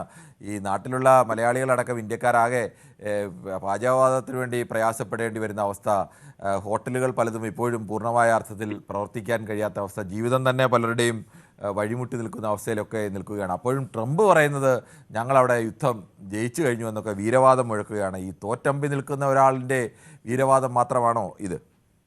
നമസ്കാരം കിരൺ. നമസ്കാരം. ഞാൻ മനസ്സിലാക്കിയിടത്തോളം നാട്ടില് പ്രത്യേകിച്ച് എണ്ണയ്ക്കൊന്നും വലിയ ദാരിദ്ര്യം ഉള്ളതായിട്ട് തോന്നുന്നില്ല. കാരണം ഇപ്പൊ എന്റെ അമ്മയായാലും പെങ്ങളായാലും അവരൊക്കെ എല്ലാം അവിടെ ഗ്യാസ് ഉള്ളതായിട്ടാണ് അറിവ്. പിന്നെ ഹോട്ടലുകളിലൊക്കെ, വലിയ ഹോട്ടലുകളിലൊക്കെ ചെറിയ പ്രശ്നമുണ്ടെന്ന് തോന്നുന്നു അല്ലേ? എനിക്കറിയില്ല. ബേസിക്കലി വലിയ ഹോട്ടലുകളിലല്ല, ചെറിയ ചെറിയ തട്ടുകടകൾ, ചെറിയ ചെറിയ കടകൾ, ചെറിയ ചായ, രാവിലെ മാത്രം പ്രവർത്തിക്കുന്ന ചായക്കടകളൊക്കെ വീടിനോട് ചേർന്ന് പ്രവർത്തിക്കുന്നവ, അല്ലാതെ വഴിയേരിയിൽ പ്രവർത്തിക്കുന്ന അതൊക്കെ പലതും ഇപ്പോൾ പ്രവർത്തിക്കുന്നില്ല. പല വലിയ ഹോട്ടലുകളിലും ഇപ്പോൾ എല്ലാവിധ മുമ്പുണ്ടായിരുന്ന അത്ര വിഭവങ്ങളില്ല. വിഭവങ്ങൾ കുറച്ചു, വില കൂട്ടി പല സ്ഥലങ്ങളും. അത് അനധികൃതമായിട്ടാണെങ്കിൽ പോലും അവർക്ക് അവരുടെ ഗ്യാസിന് കരിഞ്ചന്തയിൽ എടുക്കേണ്ടി വന്നപ്പോൾ അതനുസരിച്ച് അവരുടെ വില കൂട്ടി. വീട്ടിൽ ഗ്യാസ് ബുക്ക് ചെയ്താൽ 45 ദിവസം കാത്തിരിക്കേണ്ടി വരുന്ന അവസ്ഥ ഒക്കെ ഉണ്ടാവുന്നു. ഓക്കെ, ലോകത്തിലെ എല്ലാ രാജ്യങ്ങളെ വെച്ച് നോക്കുമ്പോൾ ഞാൻ മനസ്സിലാക്കിയിടത്തോളം ഇന്ത്യക്കാണ് വലിയ പ്രശ്നങ്ങൾ ഇല്ലാതെ വരുന്നത്. അതിന് കേന്ദ്ര സർക്കാർ വളരെ വിദഗ്ധമായിട്ട് തന്നെ ഒരു ദീർഘവീക്ഷണത്തോടെ അത്തരം കാര്യങ്ങൾ ഗ്യാസും ബാക്കിയുള്ളതൊക്കെ സംഭരിച്ചു വെച്ചതുകൊണ്ട് ഇന്ത്യക്കാർക്ക് വലിയ പ്രശ്നമില്ല. ഞാൻ മനസ്സിലാക്കിയിടത്തോളം വലിയ പ്രശ്നമുണ്ട്. ഒരുപാട് പേർക്ക് പ്രശ്നങ്ങൾ നാട്ടിൽ രൂക്ഷമായിട്ടുണ്ട്. ഏത് തിരുവനന്തപുരത്ത് താങ്കൾക്കറിയാമായിരിക്കുമല്ലോ, തിരുവനന്തപുരംകാരനല്ലേ താങ്കൾ? തിരുവനന്തപുരത്ത് പണ്ടുണ്ടായിരുന്ന അത്ര ചെറിയ ചെറിയ കടകൾ അതൊക്കെ ഉണ്ടോ എന്നും തിരക്കൂ, അല്ലെങ്കിൽ ഹോട്ടലുകളിൽ പൂർണ്ണമായും പ്രവർത്തിക്കുന്ന തിരക്കൂ. അവിടെയെല്ലാം അവർക്കെല്ലാം പ്രയാസമുണ്ട്. ഒരു ദിവസം ഒരാളിന് 100-400 രൂപ വീതം കച്ചവടം കുറഞ്ഞാൽ, ഒരു ഹോട്ടലിൽ കുറഞ്ഞാൽ, സ്വാഭാവികമായി ആ ഹോട്ടലുകാരൻ ഒരു ദിവസം കിട്ടുന്ന എത്ര രൂപയായിരിക്കും ചെറിയ ഹോട്ടലുകാരന്? അവന്റെ ജീവിതം അതുകൊണ്ട് പോകേണ്ടതാണ്. അവിടെ എല്ലാ നഷ്ടങ്ങൾ വന്നുകൊണ്ടേയിരിക്കുകയാണ്. അതെ, $399 ആയിരുന്ന ഒരു ഗാലൻ ഗ്യാസിന് ഇപ്പൊ ഇവിടെ നമ്മൾ കൊടുക്കുന്നത് $7 സോ അത് ഓൾമോസ്റ്റ് ഡബിൾ ആയി. അപ്പൊ അതിന്റെ ആ ഇമ്പാക്ട് വേൾഡ് മുഴുവനും ഉണ്ടാവും. പക്ഷെ ഞാൻ മനസ്സിലാക്കുന്നത് ഈ ഇവിടങ്ങളിൽ വന്ന, പല രാജ്യങ്ങളിലും വന്ന ആ ഒരു ഇത് ഇന്ത്യയിൽ ബാധിച്ചിട്ടില്ല എന്നാണ്. എനിവേ, മിസ്റ്റർ കിരൺ, ഇതിനകത്തൊരൊറ്റ കാര്യമേ ഉള്ളൂ. ട്രംപ് പറഞ്ഞ വ്യക്തമായ ഒരു കാര്യമുണ്ട്. നിങ്ങൾക്ക് അതേപോലെ JD വാൻസ് പുള്ളി പറഞ്ഞതും ചർച്ചയ്ക്ക് പോയപ്പോൾ അവർ പാകിസ്ഥാനിൽ വെച്ച ലാസ്റ്റ് പറഞ്ഞു വെച്ച ഒരേ ഒരു കാര്യമുള്ളൂ, നിങ്ങൾക്ക് യുറേനിയം സംരക്ഷീകരിക്കാൻ പറ്റില്ല, നിങ്ങൾക്ക് ന്യൂക്ലിയർ വെപ്പൺ ഉണ്ടാക്കാനുള്ള സംവിധാനം ചെയ്യാൻ പറ്റില്ല. രണ്ടാമത് ലോങ് റേഞ്ച് മിസൈല്. മൂന്നാമത് ഹോർമോസ് കടലെടുക്ക് എല്ലാവർക്കുമായിട്ട് സ്വന്തമായി ഓപ്പൺ ആയിട്ടുള്ള, നിങ്ങൾക്ക് അതിലൊരു പ്രത്യേകിച്ച് ഒരു ചുങ്കം പിരിക്കാനോ അങ്ങനെയുള്ള ഒരു സംഗതി നടക്കില്ല. ഈ ഒരു 3 കണ്ടീഷനാണ് പ്രൈമറി ആയിട്ട് വരുന്നത്. പിന്നെ ഇതിനിടയ്ക്കുള്ള ബാക്കി ഈ പ്രോക്സികളെ സപ്പോർട്ട് ചെയ്യുക, ഇതെല്ലാമാണ് ഇതിനകത്ത് വരുന്നത്. ഈ 3 കണ്ടീഷൻ അല്ലാതെ ഒരു കാരണവശാലും അമേരിക്കയോ ഇസ്രയേലോ ഇതിൽ നിന്ന് പുറകോട്ട് പോകില്ല. കാരണം ഇത് ഇസ്രയേലിന്റെ ഒരു നിലനിൽപ്പാണ്. The same time after few years, അല്ലെങ്കിൽ ഒരു 10 or 15 ഇയറിന് അപ്പുറം അത് അമേരിക്കയ്ക്ക് ഒരു ഭീഷണിയാണ്. അപ്പൊ അതുകൊണ്ട് ഒരു കാരണവശാലും ഈ ഒരു ഡീൽ അല്ലാതെ ഈ 3 point, please note this 3 point. Pradeep, അങ്ങനെ ഒരു അവരുടെ ആത്മാഭിമാനത്തെ ചോദ്യം ചെയ്തുകൊണ്ടുള്ള ഒരു ഡീൽ ഇറാൻ അംഗീകരിക്കുമെന്ന് കരുതുന്നുണ്ടോ? ഇറാൻ അംഗീകരിക്കുമോ ഇല്ലയോ എന്നുള്ളത് നോക്കൂ. ഞാൻ മനസ്സിലാക്കിയെടുത്തോളം, ഞാൻ ഈ ചാനലുകളും കുറച്ച് വായിക്കുന്നത് വെച്ച്, ചെറിയ വായനയാണ്, വലിയ വായനയില്ല. നമ്മുടെ മണിമലക്ക് ചേട്ടനെ പോലെ വലിയ വായനയല്ല, ചെറിയ വായനയാണ്. ചെറിയ വായനയൊക്കെ വെച്ച് ഞാൻ മനസ്സിലാക്കിയെടുത്തോളം ഇറാൻ അവർ സ്ട്രഗിൾ ചെയ്യണം. അവർ ഈ പുറത്തുള്ളത് മാത്രമാണ് കാണിക്കണം. നമ്മളെ പോലുള്ള നാട്ടിലെ പോലത്തെ കുറെ മാധ്യമങ്ങൾ അവരതിനെ കുറെ എക്സാജറേറ്റ് ചെയ്തിട്ട് കാണിക്കുന്നുണ്ട്. അത് എന്തിന്റെ അടിസ്ഥാനത്തിലാണ്, എന്തിനു വേണ്ടിയാണ് എന്നറിയത്തില്ല. പക്ഷെ എന്നിരുന്നാലും ആ ന്യൂസ് ഓക്കെ, ഇറ്റ്സ് ഗുഡ്. അവർ അല്ലാതെ നോക്കൂ, 85,000 ടാർഗറ്റ് മീൻ 85,000 ബോംബാണ് വീണത് ഒരു രാജ്യത്തിനകത്ത്. ജസ്റ്റ് തിങ്ക് അബൌട്ട് എന്തുമാത്രം ഡാമേജസ് ആയിരിക്കും അതിനകത്ത് ഉണ്ടാക്കിയിരിക്കുന്നത്. അത് തന്നെയാണ് 85,000 ബോംബ് അമേരിക്കയും ഇസ്രായേലും ചേർന്ന് കൊണ്ടിട്ടിട്ടും ഇന്നും ആ രാജ്യം ഈ അമേരിക്കയുടെയും ഇസ്രായേലിന്റെയും ഹുങ്കിന് നേരെ അല്ലെങ്കിൽ അവരുടെ തെമ്മാടിത്തത്തിന് നേരെ ചെറുത്തു നിൽക്കുന്നില്ലേ? അവരെ ഇപ്പോഴും കീഴ്പ്പെടുത്താൻ ഇവർക്ക് കഴിയുന്നില്ലല്ലോ. എന്നിട്ട് പിന്നെയും വീരവാദം അടിക്കേണ്ട കാര്യമുണ്ടോ? നോക്കൂ മിസ്റ്റർ കിരൺ, നമ്മൾ ജയിച്ചു അല്ലെങ്കിൽ നമ്മൾ പിടിച്ചു നിൽക്കൂ എന്നൊക്കെ പറയുമ്പോൾ നമ്മുടെ എല്ലാം അടിച്ച് നശിപ്പിച്ച് നമ്മുടെ എക്കണോമിയെ ഒരു 20 ഇയർ ബാക്കിലാക്കി നിന്നിട്ട് ഞാൻ ജയിച്ചു എന്ന് വീരവാദം പെട്ട കാര്യമൊന്നുമില്ല. അതിന്റെ റിയാലിറ്റി നമ്മൾ ശരിക്കും മനസ്സിലാക്കണം. ഒന്നാമത്തെ കാര്യം, ഇറാന്റെ എക്കണോമി കംപ്ലീറ്റ്ലി കൊളാപ്സ് ആണ്. നിങ്ങൾക്ക് പ്രദീപ് ആയിരിക്കും. ഞാനൊരു കാര്യം ചോദിക്കട്ടെ, ഇറാനെ അമേരിക്കയുമായി ഇസ്രയേലുമായി ലോകത്തെ ഏറ്റവും വലിയ 2 ആയുധ ശക്തികൾ, ഈ 2 ആയുധ ശക്തികളുമായി ഏതെങ്കിലും തരത്തിൽ കമ്പയർ ചെയ്യാൻ കഴിയുന്ന ഒരു രാജ്യമല്ല ഇറാൻ. ഒരു സാധാരണ പാവപ്പെട്ട രാജ്യം എന്നൊക്കെ പറയാൻ കഴിയുന്ന രീതിയിൽ അമേരിക്കയുമായി ഏതെങ്കിലും തരത്തിൽ മുട്ടാൻ കഴിയുന്ന രാജ്യമല്ല. അവരവരുടെ ശക്തി കൊണ്ട്, തന്ത്രം കൊണ്ട്, അവരുടെ ഭൂപ്രകൃതിയുടെ പ്രത്യേകത കൊണ്ടൊക്കെ അല്ലെങ്കിൽ അവരുടെ ജനതയുടെ ആത്മബലം കൊണ്ടൊക്കെ അവരവരുടെ രാജ്യത്തെ സംരക്ഷിച്ച് നിലനിർത്തുകയാണ്. അല്ലാതെ അവർക്ക് ശക്തി ഉള്ളതുകൊണ്ടൊന്നുമല്ല. അതുകൊണ്ട് ഈ ഇവരൊക്കെ പറയുന്നതെല്ലാം അംഗീകരിച്ചു പോകണം എന്നൊക്കെ പറഞ്ഞാൽ ഏതെങ്കിലും ഒരു രാജ്യം സമ്മതിക്കും? ഇപ്പൊ ഇന്ത്യ ആണെങ്കിൽ സമ്മതിക്കുമോ? ഇന്ത്യ ആണെങ്കിലും സമ്മതിക്കില്ല, ഒരു ചെറിയ രാജ്യമാണെങ്കിലും സമ്മതിക്കില്ല മിസ്റ്റർ കിരൺ. അതിന്റെ ഒന്നാമത്തെ കാര്യം, ഇറാൻ ഇന്ന് ഇപ്പോഴും സ്റ്റാൻഡായിട്ട് ഒരു പരിധി വരെയെങ്കിലും അവർ റെസ്പോണ്ട് ചെയ്ത് നിൽക്കുന്നുണ്ടെങ്കിൽ that is one of the reason behind China എന്നൊരു രാജ്യം, റഷ്യ എന്നൊരു രാജ്യം അവരിപ്പോഴും സാറ്റലൈറ്റ് വഴി അവരുടെ കമ്മ്യൂണിക്കേഷൻസ് ബാക്കിയുള്ള കാര്യങ്ങൾ ഡീൽ ചെയ്യുന്നില്ലെങ്കിൽ ഒരിക്കലും ഇത്രയും ദിവസം പോലും ഈ ഇറാന് പിടിച്ചേക്കാൻ പറ്റത്തില്ല. അത് അമേരിക്കയ്ക്ക് പറ്റിയ ഒരു അണ്ടർസ്റ്റിമേറ്റ് ആയിരിക്കാം. എനിവേ, ഞാൻ ഒരു കാര്യം കൂടെ പറഞ്ഞു വെക്കട്ടെ. ഒത്തിരി പേര് നിൽക്കുന്നുണ്ട്. നമ്മുടെ മിസ്റ്റർ മണിമല ചേട്ടൻ എപ്പോഴും വന്ന് പറയുന്ന ഒരു വിഷയമുണ്ട്, അമേരിക്കയെ കുറിച്ച് ബൂസ്റ്ററോ അങ്ങനെ അമേരിക്കയെ വളരെ വളരെ വികൃതമായി പറയാറുണ്ട്. അപ്പോ എനിക്ക് അദ്ദേഹത്തിനോട് ചോദിക്കാനുള്ള ഒരേ ഒരു കാര്യം, മിസ്റ്റർ മണിമല ചേട്ട, താങ്കളുടെ നേതാവായ തോമസ് ഐസക്കിന്റെ വൈഫും കുട്ടികളും ഇവിടെയാണ് ജീവിക്കുന്നത്. അദ്ദേഹം മാസത്തിൽ 2 or 3 തവണ ഇവിടെ വന്നു പോകാറുണ്ട്. അതേപോലെ തന്നെ ശുദ്ധമായി അതിന് പറയാൻ ഒന്ന് മാത്രമേ എനിക്ക് ഒന്ന് താങ്കൾ ഇപ്പോൾ പറഞ്ഞ കാര്യം ഞാൻ പറഞ്ഞോട്ടെ. താങ്കൾ പറഞ്ഞ സ്ഥിരമായി പലതവണ താങ്കൾ പറയുന്നതാണ്, ഇതിന്റെ കൂടെ ഇനി അമേരിക്കയിൽ ഇനി പിണറായി വിജയൻ ചികിത്സയ്ക്ക് പോയില്ലേ എന്നത്. ഈ അമേരിക്ക എന്ന് പറയുന്ന രാജ്യം, താങ്കളൊന്ന് കേൾക്കൂ. താങ്കൾക്ക് മനസ്സിലാവാത്തൊരു കാര്യം, മനസ്സിലായിട്ട് താങ്കൾ അഭിനയിക്കുന്നതാണെന്ന് എനിക്ക് നന്നായിട്ട് അറിയാം. അല്ലാതെ മനസ്സിലാവാത്ത ആളൊന്നും അല്ല എന്ന് അന്നും അറിയാം. എങ്കിലും ആവർത്തിച്ച് പറയുകയാണ്, അമേരിക്ക എന്ന് പറയുന്ന രാജ്യത്തോടോ അല്ലെങ്കിൽ അമേരിക്കയിലെ ജനങ്ങളോടോ ഒന്നും ഇന്ത്യയിലെ ആൾക്കാർക്കോ അല്ലെങ്കിൽ ഇന്ത്യക്കാർക്കോ ലോകത്തിനോ യാതൊരു വിരോധവുമില്ല. പക്ഷേ അമേരിക്ക എന്ന് പറയുന്ന രാജ്യത്തെ നിയന്ത്രിക്കുന്ന ഭരണകൂടം, ആ ഭരണകൂടം ലോകത്താകമാനം പോയി അവരുടെ ആയുധത്തിൻ്റെ ബലത്തിൽ, അവരുടെ സമ്പത്തിൻ്റെ ബലത്തിൽ അവർ തെമ്മാടിത്തം കാണിക്കുമ്പോൾ ആ തെമ്മാടത്തിനെതിരെ ശബ്ദിക്കുക എന്നുള്ളത് ആത്മാഭിമാനമുള്ള ലോകത്തെ ഏത് മനുഷ്യൻ്റെയും രീതിയാണ്. അവർ ആത്മാഭിമാനത്തോടു കൂടി പ്രതികരിക്കും. അത് കേൾക്കുമ്പോൾ അവരെ ന്യായീകരിക്കണം എന്നൊക്കെ പറഞ്ഞു കഴിഞ്ഞാൽ അത് അഭിമാനമുള്ളവർക്ക് പറ്റുന്ന പണിയല്ല. അത്രയേ ഉള്ളൂ. അല്ല മിസ്റ്റർ കിരൺ, ഞാൻ പറയുന്നത് നമ്മൾ നിരന്തരം ഇപ്പം പാർട്ടിപരമായിട്ടും വ്യക്തിപരമായിട്ടും അമേരിക്കയെ ടാർഗറ്റ് ചെയ്ത് അവരെ മോശമായി പറയുമ്പോൾ നമ്മുടെ കുട്ടികളും നമ്മളും പിന്നെ അതേപോലെ കുഴപ്പം അമേരിക്കയിൽ പോയി ഇന്ത്യക്കാരൻ പഠിക്കുകയോ അമേരിക്കയിൽ പോയി ഇന്ത്യക്കാരൻ ജീവിക്കുകയോ ഒക്കെ ചെയ്യുന്നതിന്, പ്രദീപ് അവിടെ പോയി ജീവിക്കുന്നതിന് ഞങ്ങൾക്ക് എന്തെങ്കിലും കുഴപ്പമുണ്ടോ? പക്ഷെ അവിടുത്തെ ഭരണകൂടത്തിന്റെ കാര്യങ്ങളെ ന്യായീകരിക്കാൻ നിൽക്കുമ്പോൾ എതിർക്കും. അത് സ്വാഭാവികമാണ്. നോക്കൂ മിസ്റ്റർ കിരൺ, അമേരിക്ക പണ്ടേ ഇങ്ങനെ തന്നെയാണ്, എപ്പോഴും ഇങ്ങനെയാണ്, ഇനിയും ഇങ്ങനെ തന്നെ ആയിരിക്കും. അമേരിക്കയ്ക്ക് ഒരു മാറ്റമൊന്നും വരാൻ പോണില്ല. കാരണം അവർക്ക് എപ്പോഴും തോന്നലാണ്. ലോകത്തെ എല്ലാ വമ്പന്മാരും വീണിട്ടുണ്ട്. ഇതിനേക്കാളും വലിയ വമ്പന്മാരൊക്കെ ലോക ചരിത്രം ഒന്ന് പഠിച്ചാൽ അറിയാം. അവരൊക്കെ വീണിട്ടുണ്ട്. ഇത്തരം ഹുങ്ക് കാണിച്ചാൽ നാളെ ഈ അമേരിക്കയുടെ ഈ സാമ്രാജ്യത്വം സ്വാഭാവികമായും അവരും താഴെ വീഴും. മറ്റ് ആയുധ ശക്തികളൊക്കെ ഉണ്ടാവുകയും എല്ലാവരും അടി കൊണ്ട് നിൽക്കുന്നതിൻ്റെ പരിധിയുണ്ടല്ലോ. ആ പരിധി കഴിയുമ്പോൾ ലോകത്തെ പല രാജ്യങ്ങളും പ്രതികരിക്കും. ഇപ്പോൾ തന്നെ മനസ്സിലായല്ലോ, ഇറാനെ പോലെ ദുർബലമായ രാജ്യത്ത് പോയി അടിക്കാൻ നോക്കിയിട്ട് 46 ദിവസമാകുന്നു. ഈ 46 ദിവസമായിട്ട് ഇറാനെ കീഴ്പ്പെടുത്താൻ കഴിയാത്ത അമേരിക്കയാണോ ഈ ഇപ്പോഴും ഞങ്ങളെ ലോകത്തെല്ലാം ജയിച്ചു നിൽക്കുമെന്നൊക്കെ പറയുന്നത്? എന്തിൻ്റെ പേരിലാണ് പറയുന്നത്? ഒരു ചെറിയ ഒരാളിനോട് ഇടിക്കാൻ പോയത്, അവിടെ പോയി തോറ്റമ്പി നിൽക്കുകയാണ്, നാണം കെട്ട് നാറി നിൽക്കുകയാണ്. അതൊക്കെ താങ്കളെ പോലുള്ളവർ പറയണം, നാണം കിട്ടും നാറി. പിന്നെ അവിടെ ജയിച്ച് പുതിയ ഭരണകൂടത്തെ വെക്കുമെന്നല്ലേ പറഞ്ഞത്? ഞങ്ങൾ പുതിയ ഭരണക്രമം അവിടെ കൊണ്ടുവരും, അവിടുത്തെ പുരോഹിത ഭരണകൂടത്തെ അവസാനിപ്പിക്കുമെന്ന് പറഞ്ഞു. എന്നിട്ട് എത്ര നാളായി? അവസാനിപ്പിച്ചോ? നോക്കൂ മിസ്റ്റർ കിരൺ, ഒത്തിരി ദീർഘിപ്പിക്കുന്നില്ല. നോക്കൂ, ഞാൻ താങ്കളോട് ഈ പൊതുവേദിയിൽ വെച്ച് വളരെ വ്യക്തമായിട്ട് പറയുന്നു, ഇറാന് ഒരിക്കലും ന്യൂക്ലിയർ വെപ്പൺ ഉണ്ടാക്കാനുള്ള ഒരു സാഹചര്യം അമേരിക്ക ഉണ്ടാക്കില്ല. രണ്ടാമത്, ഹോർമസ് കടലിടുക്ക് അവര് എല്ലാവർക്കും വേണ്ടി തുറക്കും. മൂന്നാമത്, ലോങ് റേഞ്ച് മിസൈൽ. ഈ 3 കാര്യം താങ്കൾ എഴുതി വെച്ചോളൂ. ഈ 3 കാര്യം അംഗീകരിക്കാതെ ഇറാൻ എന്നൊരു രാജ്യത്തുമായിട്ട് യാതൊരു കോംപ്രമൈസും ഉണ്ടാവില്ല. ദാറ്റ് ഈസ് 100% ഉറപ്പാണ്. അത് ഈ അമേരിക്കൻ ജനതയുടെ കൂടെ ആവശ്യമാണ്. കാരണം അമേരിക്കൻ ജനതയ്ക്ക് എന്താ ആവശ്യം? അമേരിക്കൻ ജനതയ്ക്ക് മേൽ വല്ല പ്രശ്നങ്ങൾ ഉണ്ടാക്കിയിട്ടുണ്ട് ഇറാൻ എന്ന് പറയുന്ന രാജ്യം? അമേരിക്കൻ ജനതയ്ക്ക് എന്താണ് ഇറാനിലെ കുഴപ്പം? നിങ്ങൾ ഈ ആണവായുധത്തിന്റെ കാര്യമൊക്കെ പറയുന്നു. ഉത്തര കൊറിയക്കെതിരെ അമേരിക്കൻ പ്രസിഡന്റിനെതിരെ എന്തെല്ലാം പറഞ്ഞിട്ടുണ്ട് ഉത്തര കൊറിയന്റെ ഭരണാധികാരി? ഒരക്ഷരം മിണ്ടാൻ കഴിഞ്ഞിട്ടുണ്ടോ? അവിടെ ഭയം നിൽക്കൽ. ഉത്തര കൊറിയക്കെതിരെ ഒരു മിസൈൽ അയക്കാനുള്ള ധൈര്യം അമേരിക്കയ്ക്കുണ്ടോ? എന്താ കാരണം? ഉത്തര കൊറിയയുടെ ആണവായുധമുണ്ട്. അവിടെ കയറി കളിച്ചാൽ അവന്മാർ അണ്ണാക്കിലടിക്കുമെന്ന് അറിയാം. അവിടെ അവരെ പേടിയുണ്ട്, ഇവരെ പേടിയില്ല. ഇവരുടെ കയ്യിൽ ആണവായുധമില്ല, അതുകൊണ്ട് അവരുടെ വീമ്പ് കാണിക്കുന്നത്. ഇത് കവലച്ചട്ടപ്പികളൊക്കെ ചെയ്യുന്ന എങ്ങനെയാണ്? വലിയ ചട്ടപ്പികൾ അപ്പുറത്തുണ്ടെങ്കിൽ അവരെ കാണുമ്പോൾ തൊഴുതു പോകും. അങ്ങനെ അമേരിക്ക ഉത്തര കൊറിയ കണ്ടാൽ ഇപ്പോഴും തൊഴുതു വഴങ്ങി നിൽക്കും. പാവപ്പെട്ടവൻ ആരിലും വന്നു കഴിഞ്ഞാൽ അവനെ കത്തി കാണിച്ച് ഭീഷണിപ്പെടുത്തി കയ്യിരിക്കുന്ന പണം അവൻ്റെ പോക്കറ്റിലാക്കും. വെനസ്വേലയുടെ എണ്ണ കൊള്ളയടിക്കുന്ന പോലെ ഇറാനെ കൊള്ളയടിക്കാൻ വേണ്ടി അവിടെ വന്നു. അതിനപ്പുറത്തേക്ക് എന്ത് അമേരിക്കൻ ജനതയ്ക്ക് എന്ത് കാര്യം? നോക്കൂ മിസ്റ്റർ, ലെഫ്റ്റ് ഐഡിയോളജിയിൽ വന്ന് ന്യൂയോർക്കിന്റെ മേയർ പോലും ഇതുവരെ വാ തുറന്നൊരു കാര്യം പറഞ്ഞിട്ടില്ല. അറിയാലോ എന്തുകൊണ്ടാണ്? സോ അമേരിക്കൻ ഓൾ പീപ്പിൾ അവരെല്ലാം ഒറ്റ സ്റ്റെപ്പിലാണ് നിൽക്കുന്നത്. അവരുടെ മെന്റാലിറ്റിയാണത്. പിന്നെ അതേപോലെ ഒരു കാര്യം കൂടെ, ഈ നാട്ടിലെ മാധ്യമങ്ങളും പലരുടെയും കാര്യവും പറയണ്ട. താങ്കൾ തന്നെ നെതന്യാഹുവിന് 5 തവണ കൊന്നില്ലേ ബോംബിട്ട്? താങ്കൾ ലൈവ് കൊടുത്തതാ, ഞാൻ കണ്ടതാ ആ സാധനം. ഞാൻ നെതന്യാഹുവിനെ ബോംബിട്ട് കൊന്നതായി ലൈവ് കൊടുത്തിട്ടില്ല. താങ്കൾ കൊടുത്തു. ഞാനെങ്കിലും നെതന്യാഹുവിനെ കൊന്നതായി ലൈവ് കൊടുത്തിട്ടില്ല. നെതന്യാഹുവിന്റെ കൊട്ടാരത്തിന് മേൽ അവിടെ ബോംബ് വീണിട്ടുണ്ട് എന്ന് ഇറാൻ അവകാശവാദം ഉന്നയിച്ചപ്പോൾ ഇറാൻ അവകാശവാദം ഉന്നയിച്ച സാധനം റിപ്പോർട്ട് ചെയ്തിട്ടുണ്ട്. താങ്കൾക്ക് വേണമെങ്കിൽ യൂട്യൂബിൽ ഇതെല്ലാം പരിശോധിക്കാം. താങ്കളെ പോലെ കള്ളം പറയേണ്ട കാര്യം എനിക്കില്ല. യൂട്യൂബിൽ ഇതെല്ലാം കൃത്യമായി കിടപ്പുണ്ട്. ഞാൻ റിപ്പോർട്ട് ചെയ്തിട്ടുള്ള കാര്യങ്ങളെല്ലാം കൃത്യമായി കിടപ്പുണ്ട്. താങ്കൾക്ക് അത് തെളിയിക്കാമെങ്കിൽ തെളിയിച്ചു. മറ്റുള്ളവർ തെറി വിളിക്കുന്നല്ല, വന്നൊരു കള്ളം പറഞ്ഞിട്ട് അങ്ങ് പോകാമെന്ന് വിചാരിക്കരുത്. പ്രതി വെച്ച് സമയം എടുത്താലും കുഴപ്പമില്ല.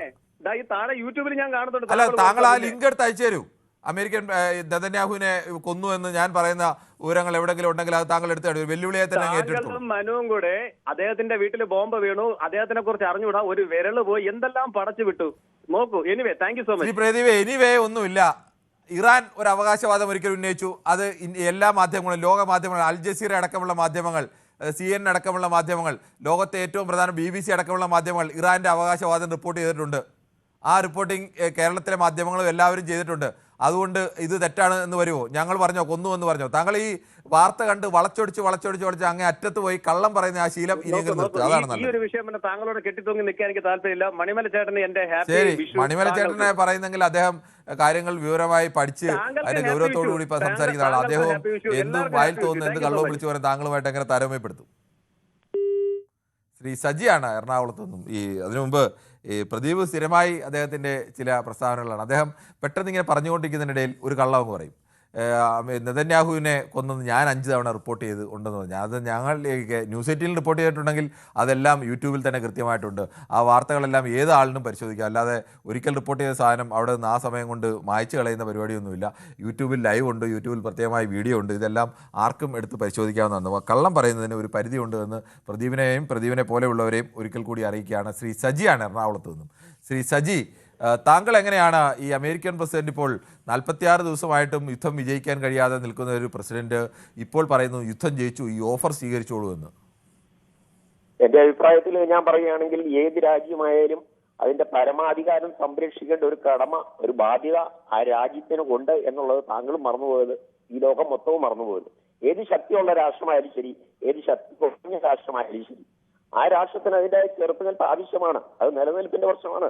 അവിടെ ഒരു ഭരണാധികാരി, ഈ മുഴുവൻ തെരഞ്ഞെടുത്ത ഒരു ഭരണാധികാരി അവിടെ തുടരുന്നുണ്ട്. അമേരിക്കയുടെ ആധിപത്യവും ഇസ്രായേലിന്റെ ആധിപത്യവും അവസാനിക്കേണ്ട സമയം കഴിഞ്ഞു. എല്ലാവർക്കും സമാധാനമായി ജീവിക്കേണ്ട സാഹചര്യം എല്ലാ ലോകരാജ്യങ്ങളും ഒരുക്കി കൊടുക്കേണ്ട കടമയുണ്ട്. ശരി, താങ്കളുടെ അഭിപ്രായം വളരെ വ്യക്തമാണ്. ഏത് രാജ്യത്തിനും ആ രാജ്യത്തിൻ്റെതായ ആത്മാഭിമാനമുണ്ട്. ശക്തി കുറവാണ് എന്ന് കരുതി, ഈ ഒരു മനുഷ്യന് ശക്തി കുറവാണെന്ന് കരുതി ചില പണ്ടത്തെ കാലത്ത് ചില ബലവാന്മാരായ ആളുകൾ അല്ലെങ്കിൽ കായികമായ ശക്തി കൂടിയ ആളുകൾ അവരെയൊക്കെ അടക്കി ഭരിച്ചിരുന്ന അല്ലെങ്കിൽ അവർക്ക് മേൽ കുതിര കയറുന്ന ഒരു കാലമുണ്ടായിരുന്നു. അതെല്ലാ കാലവും എപ്പോഴും നടക്കില്ല എന്നുള്ളത് തന്നെയാണ് അദ്ദേഹം ഓർമ്മിപ്പിച്ചത്. ബാലകൃഷ്ണനാണ് വടകരയിൽ നിന്നാണ്.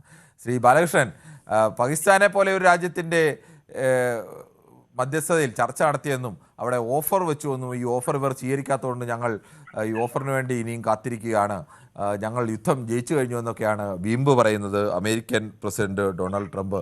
പക്ഷേ ഡൊണാൾഡ് ട്രംപിൻ്റെ ഈ വീമ്പ് ഇന്ന് ചൈനയ്ക്ക് മേലൊക്കെ ഡൊണാൾഡ് ട്രംപ് അവരുടെ ഭീഷണിയൊക്കെ മുഴക്കിയിട്ടുണ്ട്. ചൈന അത് തള്ളിക്കളഞ്ഞിട്ടുണ്ട്. ചൈനയ്ക്ക് മേൽ മുഴക്കുന്ന ഭീഷണിയൊക്കെ ട്രംപ് പലപ്പോഴും വിഴുങ്ങല്ലാതെ മറ്റു വഴിയില്ലാത്ത അവസ്ഥയിൽ നിൽക്കുകയാണ്. ഈ ട്രംപിൻ്റെ വീരവാദത്തെക്കുറിച്ച് താങ്കൾക്ക് എന്താണ് പറയാനുള്ളത്? സാർ നമസ്കാരം. നമസ്കാരം. സാറിന്റെ ഭാഷ കേട്ട ചൈന അത്ര പവർഫുൾ രാജ്യമാണെങ്കിൽ ചൈനക്ക് ഇടപെടറോ ഈ യുദ്ധം ഒന്ന് അവസാനിപ്പിക്കാൻ? സാറിപ്പം പറഞ്ഞല്ലോ ചൈനയോട് പറഞ്ഞാൽ അവർ പിൻവലിച്ചങ്ങ് പോകും, ചൈനയെ ഭയപ്പെട്ടിരുന്നു. സാറിന്റെ ആ ഇംഗിതത്തിനനുസരിച്ചാണെങ്കിൽ അദ്ദേഹത്തിന് ചൈനയോട് ഇടപെട്ടിട്ട് ലോകരാജ്യത്തിന് രക്ഷപ്പെടുത്തണോ? പിന്നെ എനിക്ക് പറയാനുള്ളത് കേരളത്തിൽ ഇപ്പം തെരഞ്ഞെടുപ്പ് കഴിഞ്ഞത് ഒരു മഹാഭാഗ്യ. ഇല്ലേ നരേന്ദ്രമോദിയെ ഒരു 10,000 ആൾക്കാർ വന്ന് വിളിച്ചിട്ട് ഇങ്ങനെ ഗായിക്കുന്ന സാറിന് നല്ല സന്തോഷം ഉണ്ടാവുമായിരുന്നു. അതുകൊണ്ട് അതിപ്പം കേൾക്കാത്തതിൽ വളരെ സന്തോഷമുണ്ട്. രാജ്യത്ത് യുദ്ധം അപൽഖരം തന്നെയാണ് ഇന്നലെയും പറഞ്ഞിന്. പക്ഷെ ഇടയ്ക്കിടയ്ക്ക് ഇതിപ്പം വെച്ചിട്ട് കാര്യമില്ല സാർ ചർച്ച. കാരണം തെരഞ്ഞെടുപ്പില്ല. ഇനി കമ്മികൾ പറയുന്ന തെരഞ്ഞെടുപ്പില്ല. കമ്മികൾക്ക് സ്വാധീനമില്ലാത്ത സ്റ്റേറ്റിലാണ് തെരഞ്ഞെടുപ്പുള്ളൂ. അപ്പൊ അതുകൊണ്ട് മോഡിയെ കുറച്ച് ഇപ്പൊ ഇവിടെ ഗ്യാസ് കിട്ടുന്നില്ല, മൊത്തം കടകൾ അടഞ്ഞു കിടക്കുവാന്ന്. എന്നെ സംബന്ധിച്ച് ഞാൻ കോഴിക്കോട് ജില്ലയിൽ വടകരയിലാണ്. എനിക്കിവിടെ അങ്ങനെ അടഞ്ഞു കിടന്നതായിട്ട് മൊത്തത്തിൽ അടഞ്ഞു കിടന്നതായിട്ട് ഒരു അഭിപ്രായമില്ല. സാറിപ്പോ ഇന്നും പറഞ്ഞു. അതിനകത്ത് താങ്കൾ ഒരു കാര്യം ചെയ്താൽ മതി. താങ്കളുടെ വീട്ടിൽ നിന്ന് പതിയെ ഇറങ്ങി ആ നാട്ടിലൊക്കെയുള്ള ഹോട്ടലുകളിലും ചെറിയ ചായക്കടകളിലും ഒക്കെ ഒന്ന് കയറുക. അല്ലെങ്കിൽ തൊട്ടടുത്ത വീടുകളിലൊക്കെ ഒന്ന് കയറിയിട്ട് ആ വീടുകളിലൊക്കെ എന്നിട്ട് അവരോടൊന്ന് ചോദിക്കുക. ഒരു 2-3 മണിക്കൂർ എടുക്കൂ. ഒന്ന് നടന്നിറങ്ങി ഓരോ വീടുകളിലൊക്കെ കയറി ചോദിക്കുക, നിങ്ങൾക്ക് ഗ്യാസിന് പ്രയാസം ഇപ്പോൾ ഉണ്ടോ? ഈ ജ്ഞാനിയാണ്, മറ്റുള്ളവർക്കൊന്നും അറിയില്ല. ഇതൊന്നും അറിയാതെയാ പറയുന്നത്. ആ ധാരണ സാറങ്ങ് തിരിച്ചുകളാം. മനസ്സിലായ? സാറ് പറയുന്നതൊക്കെ ശരിയും. സാറിപ്പോ നേരത്തെ പറയുന്നത് കേട്ടു, മണിവലച്ചേട്ടൻ എപ്പോൾ ന്യായമേ പറയൂ, കൃത്യമായ കണക്കേ പറയൂ. അത് താങ്കൾക്ക് അദ്ദേഹത്തെ താങ്ങേണ്ട കാര്യം ഉണ്ടാവാം. പക്ഷെ ഞങ്ങളത് വിശ്വസിച്ചോളണമെന്നില്ല. താങ്കൾ അതവിടെ നിൽക്കട്ടെ, ഈ കാര്യം പറയൂ. അല്ല, ഞാൻ പറഞ്ഞത് അതാണ്. താങ്കൾ എന്റെ ചോദ്യം അങ്ങനെ ചോദിക്കണം. ഞാൻ പറയുന്നത് താങ്കൾ ഞാൻ ഇറങ്ങി അന്വേഷിക്കണം എന്ന് പറഞ്ഞില്ലേ? അപ്പൊ താങ്കൾ മാത്രം ലോക വിവരം അറിയുന്നവരും മറ്റുള്ളവരൊക്കെ വിഡ്ഢികളും എന്നുള്ള ആ മിഥ്യാധാരണ ഉണ്ടല്ലോ, അത് തന്നെ അഹംഭാവത്തിന്റെ ധാരണയാണ്. സാറിനോട് പറയാനുള്ള ദയവായിട്ട് വളരെ ക്ഷമിക്കണം സാറ്. കാരണം ഇവിടെ ഈ നാട്ടിൽ ഗ്യാസിന് ക്ഷാമമില്ല, ഒരു ഹോട്ടലുകളും അടഞ്ഞിട്ടില്ല എന്നല്ലേ പറഞ്ഞത്? അത് തെറ്റാണെന്ന് എനിക്ക് ഉത്തമമായ ബോധ്യമുണ്ട്. അതുകൊണ്ടാണ് ഞാൻ പറഞ്ഞത് വടകരയിലടക്കം താങ്കൾ ഇറങ്ങി അന്വേഷിക്കൂ, അന്വേഷിച്ചിട്ട് പറയൂ. അങ്ങനെ ഇല്ല എങ്കിൽ നമുക്കത് നോക്കാം. വടകരയിൽ മാത്രം എന്താണ് ഒരു കുഴപ്പവുമില്ലാതെ എല്ലായിടത്തും ഗ്യാസ് കിട്ടുന്ന അവസ്ഥയുണ്ടെങ്കിൽ നല്ല കാര്യം, നമുക്ക് അറിയണമല്ലോ. ഇപ്പൊ പെരുക്കിയിട്ട് കാര്യമില്ല. ഇപ്പൊ അങ്ങനെ ബാധിക്കുന്ന ഇലക്ഷൻ ഇല്ല. നിങ്ങൾക്ക് റിസൾട്ട് കിട്ടുന്ന സ്റ്റേറ്റിലെ തെരഞ്ഞെടുപ്പ് കഴിഞ്ഞു. ഇനി നിങ്ങൾ അങ്ങനെ പ്രവൃത്തി അതിന് പറഞ്ഞിട്ട് കാര്യമില്ല. മനസ്സിലായോ? അല്ലെ, താങ്കളുടെ പാർട്ടിക്ക് താങ്കളുടെ പാർട്ടിക്ക് മെജോറിറ്റി കിട്ടുന്ന സ്റ്റേറ്റിൽ എവിടെ? തമിഴ്നാട്ടിലോ ബംഗാളിലോ എവിടെയാണ് താങ്കൾ ഉദ്ദേശിക്കുന്നത്? സോറി, താങ്കൾ എവിടെയാണ്? ഇനി പ്രധാനമായിട്ട് തെരഞ്ഞെടുപ്പ് നടക്കേണ്ടത് തമിഴ്നാട്ടിലും ബംഗാളിലുമാണ്. ആസാമിന്റെ കാര്യത്തിൽ ചിലപ്പോൾ ആയിരിക്കും, പക്ഷെ തമിഴ്നാട്ടിലും ബംഗാളിലും അതൊക്കെ നടക്കുമോ? അല്ല, അങ്ങനെ ഇൻ കേസ് വെക്കേണ്ടത് ഞങ്ങളൊന്നുമല്ലെന്ന്. നിങ്ങളാണ് ഈ രാജ്യത്ത്. നിങ്ങൾ ചിന്താകുന്ന ഇടതുപക്ഷ കമ്മിക്കൂട്ടങ്ങളാണ് ഈ രാജ്യത്തെ ഭൂരിഭാഗം സ്റ്റേറ്റും ഭരിക്കുന്നത്. ഞങ്ങളത് സമ്മതിച്ചു തരാന്നേ. സാറിന് സന്തോഷമാകുമല്ലോ. അപ്പൊ അതൊന്ന് വിട്ടിയേക്ക് സാർ. ആ ഒരു സംസാരം വേണ്ട സാർ. ഇപ്പൊ ഒരു പ്രേക്ഷകനോട് പറയുന്നത് കേട്ടു, അതായത് ഏത് മണിമല കൃഷ്ണൻകുട്ടി ന്യായമേ പറയും. താങ്കൾക്ക് തോന്നും, അത് അടിച്ചേൽപ്പിക്കാൻ ശ്രമിക്കണ്ട. മനസ്സിലായോ? അടിച്ചേൽപ്പിക്കാൻ ശ്രമം വേണ്ട. ന്യൂസ് 18 അങ്ങനെ ഒരു ഇംഗിതം ഉണ്ടെങ്കിൽ ഞങ്ങൾക്ക് വിളിക്കുന്നുമില്ല. നിങ്ങൾ എന്നെ കൃഷ്ണൻകുട്ടി സാറിനെ പോലത്തെ വിളിച്ചു അവരെ വിളിച്ചു.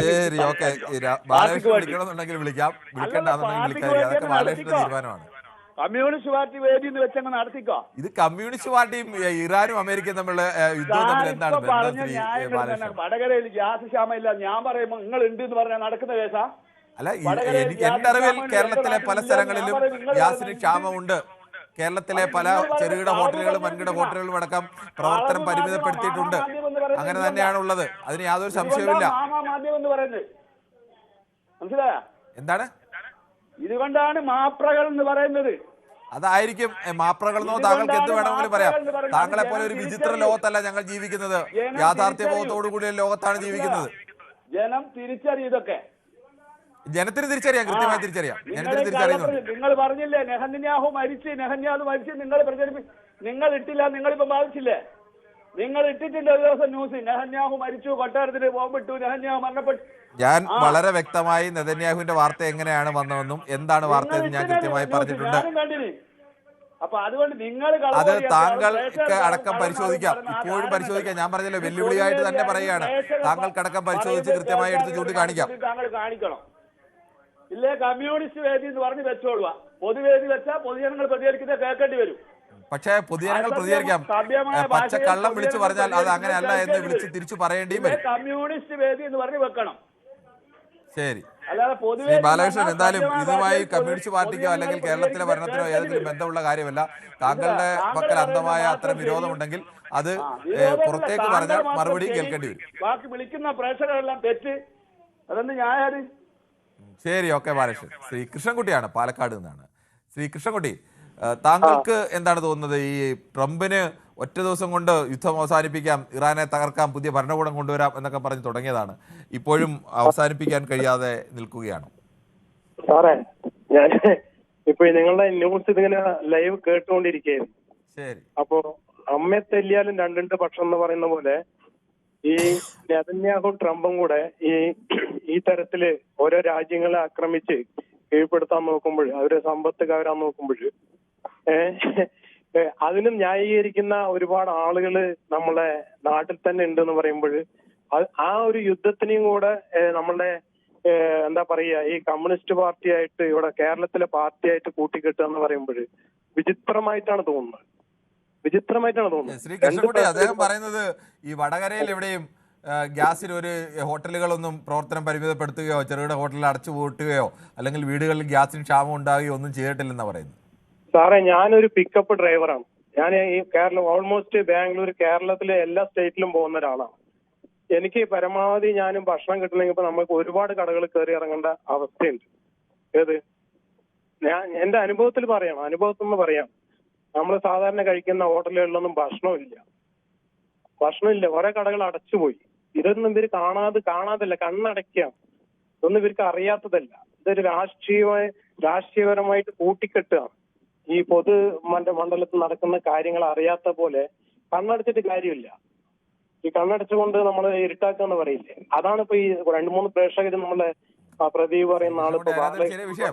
ഈ കേരളത്തിലെ ചില പ്രത്യേക രാഷ്ട്രീയ സ്വഭാവമുള്ള ആളുകളുടെ ഒരു വിചാരം എന്ന് പറഞ്ഞാൽ ഈ ട്രംപും നെതന്യാഹു ഒക്കെ ഇവരുടെ ഏതോ അളിയന്മാരാണ്, അല്ലെങ്കിൽ തങ്ങളുടെ ഏതോ പാർട്ടിയുടെ അവിടുത്തെ നേതാക്കളാണ് എന്ന മട്ടിലാണ് പ്രതികരിക്കുന്നത്. എന്തൊരു വിചിത്രമായിട്ടുള്ള കാര്യമാണ് ഇവർ ആലോചിക്കുന്നുള്ളതാണ് നമുക്ക് മനസ്സിലാവാത്തത്. എത്രത്തോളം ഹീനമായിട്ടുള്ള ഒരു പ്രവൃത്തിയാണ് ഈ ട്രംപും നെതന്യാഹുവും കൂടി ചെയ്തുകൊണ്ടിരുന്നത്. ഈ യുദ്ധം തുടങ്ങുമ്പോൾ തന്നെ ഒരുപാട് കുട്ടികളെയാണ് അവർ കൊന്നൊടുക്കിയത്. ഒരുപാട് കുട്ടികളെയാണ് അവർ ആദ്യം തന്നെ ബോംബിട്ട് കൊന്നൊടുക്കിയത്. അതിനും ഇവർ ഈ പറയുന്ന ആളുകൾക്ക് ന്യായീകരണം ഉണ്ടോ എന്നുള്ളത് നമുക്കൊരു സംശയമാണ്. നിങ്ങൾ ചോദിക്കേണ്ടതാണ്. ഈ യുദ്ധം തുടങ്ങുമ്പോൾ ഒരു സ്കൂളിൽ ബോംബിട്ടിട്ട് കുട്ടികളെ കൊന്നൊടുക്കുക, 100 കണക്കിന് കുട്ടികളെ കൊന്നൊടുക്കിയപ്പോൾ അതിനടക്കം ഇവര് ന്യായീകരിക്കുന്നുണ്ടോ നിങ്ങൾ അങ്ങോട്ടൊന്ന് ചോദിച്ചു നോക്കണം. അപ്പൊ യുദ്ധത്തിന് ന്യായീകരിക്കുകയാണ് ഇവര് ഈ ചെയ്യുന്നത്. അത് ഏത് രാഷ്ട്രീയ പാർട്ടി ആയിക്കോട്ടെ, അത് നമുക്ക് വിഷയമല്ല. പക്ഷെ ഈ യുദ്ധവും നമ്മളെ രാഷ്ട്രീയ പാർട്ടിയും തമ്മിൽ കൂട്ടിക്കെട്ടുന്നതിന് യാതൊരു ന്യായീകരണവും നമുക്ക് കൊടുക്കാൻ കഴിയില്ല. അത്തരത്തിലാണ് ഇപ്പൊ ട്രംപ് തോറ്റ് തുന്നമ്പാടി എന്ന് തന്നെ പറയാം. ഇപ്പൊ ഒരു കഴിഞ്ഞ ചർച്ചയ്ക്ക് എന്തായാലും ഇറാൻ എന്ന് പറയുന്ന സ്റ്റേറ്റ്, ഇറാൻ എന്ന് പറയുന്ന ഇതുപോലെ ഈ ട്രംപ് ഇങ്ങനെ കയ്യേറി കാര്യങ്ങൾ ചെയ്യുന്ന എന്തായാലും ഇതിന് ഒത്തുതീർപ്പിന് വരാൻ സാധ്യതയില്ല. അവര് കുറെ ഡിമാൻഡുകൾ വെക്കുന്നുണ്ട്. ആ ഡിമാൻഡുകളൊക്കെ ഇവർ അംഗീകരിച്ചു കൊടുക്കുമോ എന്നുള്ളത് എനിക്കറിയില്ല, നമുക്കറിയില്ല. അപ്പോൾ ഇറാന്റെ ഈ യുദ്ധം അവസാനിപ്പിച്ചെങ്കിൽ വളരെ വ്യക്തമാണ്. നമുക്ക് ചില യൂട്യൂബ് കമന്റുകൾ കൂടി വേഗത്തിൽ വായിക്കേണ്ടതുണ്ട്. ആക്രമിച്ചാൽ GCC ഇറാൻ ആക്രമിക്കുന്നത് ഇറാൻ മുമ്പേ പറഞ്ഞതല്ലേ എന്ന് ഗാലക്സി 5004 ചോദിക്കുന്നു. പിന്നെ പരസ്പരമുള്ള സംഭാഷണങ്ങളൊക്കെയാണ് മുരളീധരൻ നായരും ശശിധരൻ പിള്ളയും ഒക്കെയായി ചേർന്ന് നടത്തുന്നത്. ഹാപ്പി വിഷു ഒക്കെ പറഞ്ഞിരിക്കുന്നുണ്ട്. സുനിൽകുമാർ പറഞ്ഞിരിക്കുന്നു, പായസം കുടിച്ച കഥയൊക്കെ പറയുന്നു. പാർലമെൻറ്റിൽ അവതരിപ്പിക്കുന്ന ബില്ലുകളായിരുന്നു ഇന്ന് ചർച്ച ചെയ്യേണ്ടിയിരുന്നതെന്ന് AK കൃഷ്ണൻകുട്ടി പറയുന്നു. AK കൃഷ്ണൻകുട്ടി, അത് പാർലമെൻറ്റിൽ അവതരിപ്പിക്കുന്ന ബില്ലുകൾ സംബന്ധിച്ച് ഇപ്പോഴും ഒരു അവ്യക്തതയുണ്ട്, എങ്ങനെയാണ് ഈ വർദ്ധിപ്പിക്കുന്നത് എന്നത് സംബന്ധിച്ച്. അതുകൊണ്ട് നമ്മൾക്ക് തന്നെ കൃത്യമായി സർക്കാരിൻ്റെ ഭാഗത്തു നിന്നും ഒക്കെ വരുന്ന വാർത്തകൾ 2 തരത്തിലാണ്. അതിൻ്റെ എണ്ണം കൂട്ടുന്നത് നിലവിലുള്ള സീറ്റിൻ്റെ 50%, അതല്ല സെൻസസിൻ്റെ അടിസ്ഥാനത്തിലാണെന്ന് നമുക്ക് അതിൽ വ്യക്തത വരാൻ ഇനി ഈ സർവകക്ഷി യോഗത്തോടു കൂടി ചിലപ്പോൾ അതിൽ വ്യക്തത വരും എന്ന് പ്രതീക്ഷിക്കും. അതുകൊണ്ടാണ് അത്തരമൊരു വിഷയം നമ്മൾ ഇന്ന് ഇപ്പോൾ എടുക്കാതിരുന്നത്. ബെർമുഡയിലെ ചേട്ടൻ എറണാകുളത്ത് റെയിൽവേ സ്റ്റേഷനിൽ ഒന്ന് പോയി നോക്കാൻ പറ. ആയിരക്കണക്കിന് അന്യ സംസ്ഥാനക്കാർ തൊഴിൽ നഷ്ടപ്പെട്ട് നാട് വിടുന്നത് കാണാമെന്ന് ദിലീപ് കുമാർ പറയുന്നു. അതോടൊപ്പം തന്നെ പ്രദീപിൻ്റെ അഭിപ്രായം ശരിയല്ല എന്നാണ് ശ്രീദേവി പറയുന്നത്. മറ്റേ ചിലർ മോശമായിട്ട് അഭിപ്രായം എഴുതിയിരിക്കുന്നത് അതിനെക്കുറിച്ച് വായിക്കുന്നത് ശരിയല്ല. നഷ്ടം സംഭവിക്കുന്ന ചെറുകിട കച്ചവടക്കാർക്ക് ട്രംപിൽ നിന്ന് നഷ്ടപരിഹാരം വാങ്ങി നൽകണം എന്നൊക്കെ മോഹൻ പറയുന്നു. ഒന്നും സാധ്യമല്ല എങ്കിൽ പോലും യഥാർത്ഥത്തിൽ അങ്ങനെയൊക്കെ നഷ്ടങ്ങൾ ഉണ്ടാകുന്നുണ്ട്. അമേരിക്കയിൽ ജീവിക്കുന്നത് കൊണ്ട് മനമണ്ഡനും യുദ്ധക്കൊതിയനുമായ ട്രംപിനെ അനുകൂലിക്കുന്ന പ്രദീപ് എന്നൊക്കെയാണ് പറയുന്നത് ശ്രീദേവി പറയുന്നത്. പ്രദീപ് കുമാർ പറയുന്നത്, മിസ്റ്റർ, ഞാൻ നിർത്തിപ്പോയത് ഒരുപാട് പേര് എൻ്റെ പിറകിൽ കാത്തു നിൽക്കുന്നു എന്ന ഒറ്റ കാരണം കൊണ്ടാണ്. പിന്നെ താങ്കൾ പറഞ്ഞത് യൂട്യൂബിൽ കിടപ്പുണ്ട് എന്ന് പ്രദീപ് കുമാർ പറയുന്നു. അത് ന്യൂയോർക്കിലെ പ്രദീപ് കുമാറാണെന്ന് തോന്നുന്നു. തെമ്മാടിത്തരം, അണ്ണാക്കിലടി, എന്തൊരു പദപ്രയോഗങ്ങളാണ് ഈ അവതാരകൻ്റെത്. ഒരു നിലവാരം വേണ്ടേ? ന്യൂസ് 18 കേരളം ഒന്നുമല്ലെങ്കിൽ ഒരു നാഷണൽ നെറ്റ്വർക്ക് അല്ലേ എന്ന് പറയുന്നു ശ്രീ അജിത് കുമാർ. ഒരു രാജ്യമോ ഒരാളോ തെമ്മാടിത്തരം കാണിച്ചു എന്ന് പറഞ്ഞാൽ അതെങ്ങനെയാണ് അതൊരു മോശം പദപ്രയോഗമാകുന്നത്? ഒരാളുടെ തലയ്ക്ക് അടി കിട്ടിയെന്നോ അണ്ണാക്കിൽ അടി കിട്ടിയെന്നോ ഒക്കെ പറയുന്നത് നാടൻ പ്രയോഗങ്ങളൊക്കെയാണ്. അതിലേതെങ്കിലും തെറിയുണ്ട് എന്ന് എനിക്ക് തോന്നുന്നില്ല. എന്ന് മാത്രമല്ല, ചില ഘട്ടങ്ങളിൽ അത്തരം പ്രയോഗങ്ങളൊക്കെ അനിവാര്യമായ ഘട്ടങ്ങളിൽ അത് ഉപയോഗിക്കുകയും ചെയ്യേണ്ടതാണ്. അതല്ലാതെ ഒരാളെ തെറി വിളിക്കുന്ന ഏതെങ്കിലും അശ്ലീല പദപ്രയോഗമൊന്നും അല്ലല്ലോ ഇതൊക്കെ. തെമ്മാടിത്തരം എന്ന് പറയുന്നത് തെമ്മാടിത്തരം കാണിക്കുന്ന ആളുകൾ തെമ്മാടി രാജ്യം എന്ന് വിളിക്കാറില്ലേ? അപ്പോൾ അതൊരു അശ്ലീല പദപ്രയോഗമാണോ? അല്ലല്ലോ. അതൊക്കെ ആ രാജ്യം അത് അർഹിക്കുന്നുണ്ടെങ്കിൽ, അല്ലെങ്കിൽ ആ പ്രവൃത്തി അത് അർഹിക്കുന്നുണ്ടെങ്കിൽ അങ്ങനെയൊക്കെ ചിലപ്പോൾ പറയേണ്ടി വരും. അതുപോലെ കുറേയേറെ എന്തുകൊണ്ടാണ് BJP-ക്കാർ അമേരിക്കയും ഇസ്രായേലിനെയും അനുകൂലിക്കുന്നതെന്ന് ചോദിക്കുന്നു. അതോടൊപ്പം തന്നെ ഇന്ന് ട്രംപിനേക്കാൾ പറഞ്ഞത് മണിമലയുടെ പേരാണ്. മണിമലയെ വെറുതെ വിടും, മണിമല പാവമാണെന്ന KK കൃഷ്ണൻകുട്ടി അദ്ദേഹം തന്നെയാണ് തോന്നുന്നു അത് പറയുന്നു. എന്തായാലും അതിനെക്കുറിച്ചുള്ള കുറേയേറെ തർക്കങ്ങൾ താഴേക്കുണ്ട്. ട്രംപ് എൻ്റെ അളിയനല്ല, പക്ഷേ താങ്കളുടെ സപ്പോർട്ട് കാണുമ്പോൾ എനിക്ക് തോന്നുന്നത് അയത്തുള്ള ഖമേനി അല്ല, ഖമേനി എന്നായിരിക്കും ഉദ്ദേശിച്ചത്. താങ്കളുടെ അളിയനോ കൊച്ചിച്ചനോ മാമനോ മറ്റോ ആണെന്നാണ് പൊതുവേദിയിൽ ഒന്ന് പറയണമെന്നാണ് പ്രദീപ് കുമാർ പറയുന്നത്.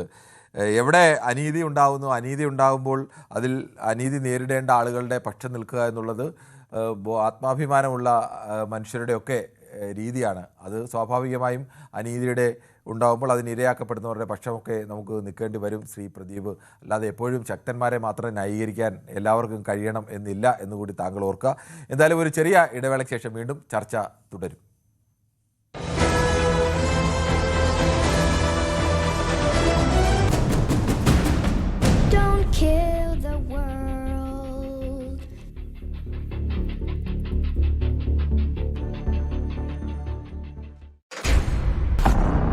കളിക്കളം റെഡി.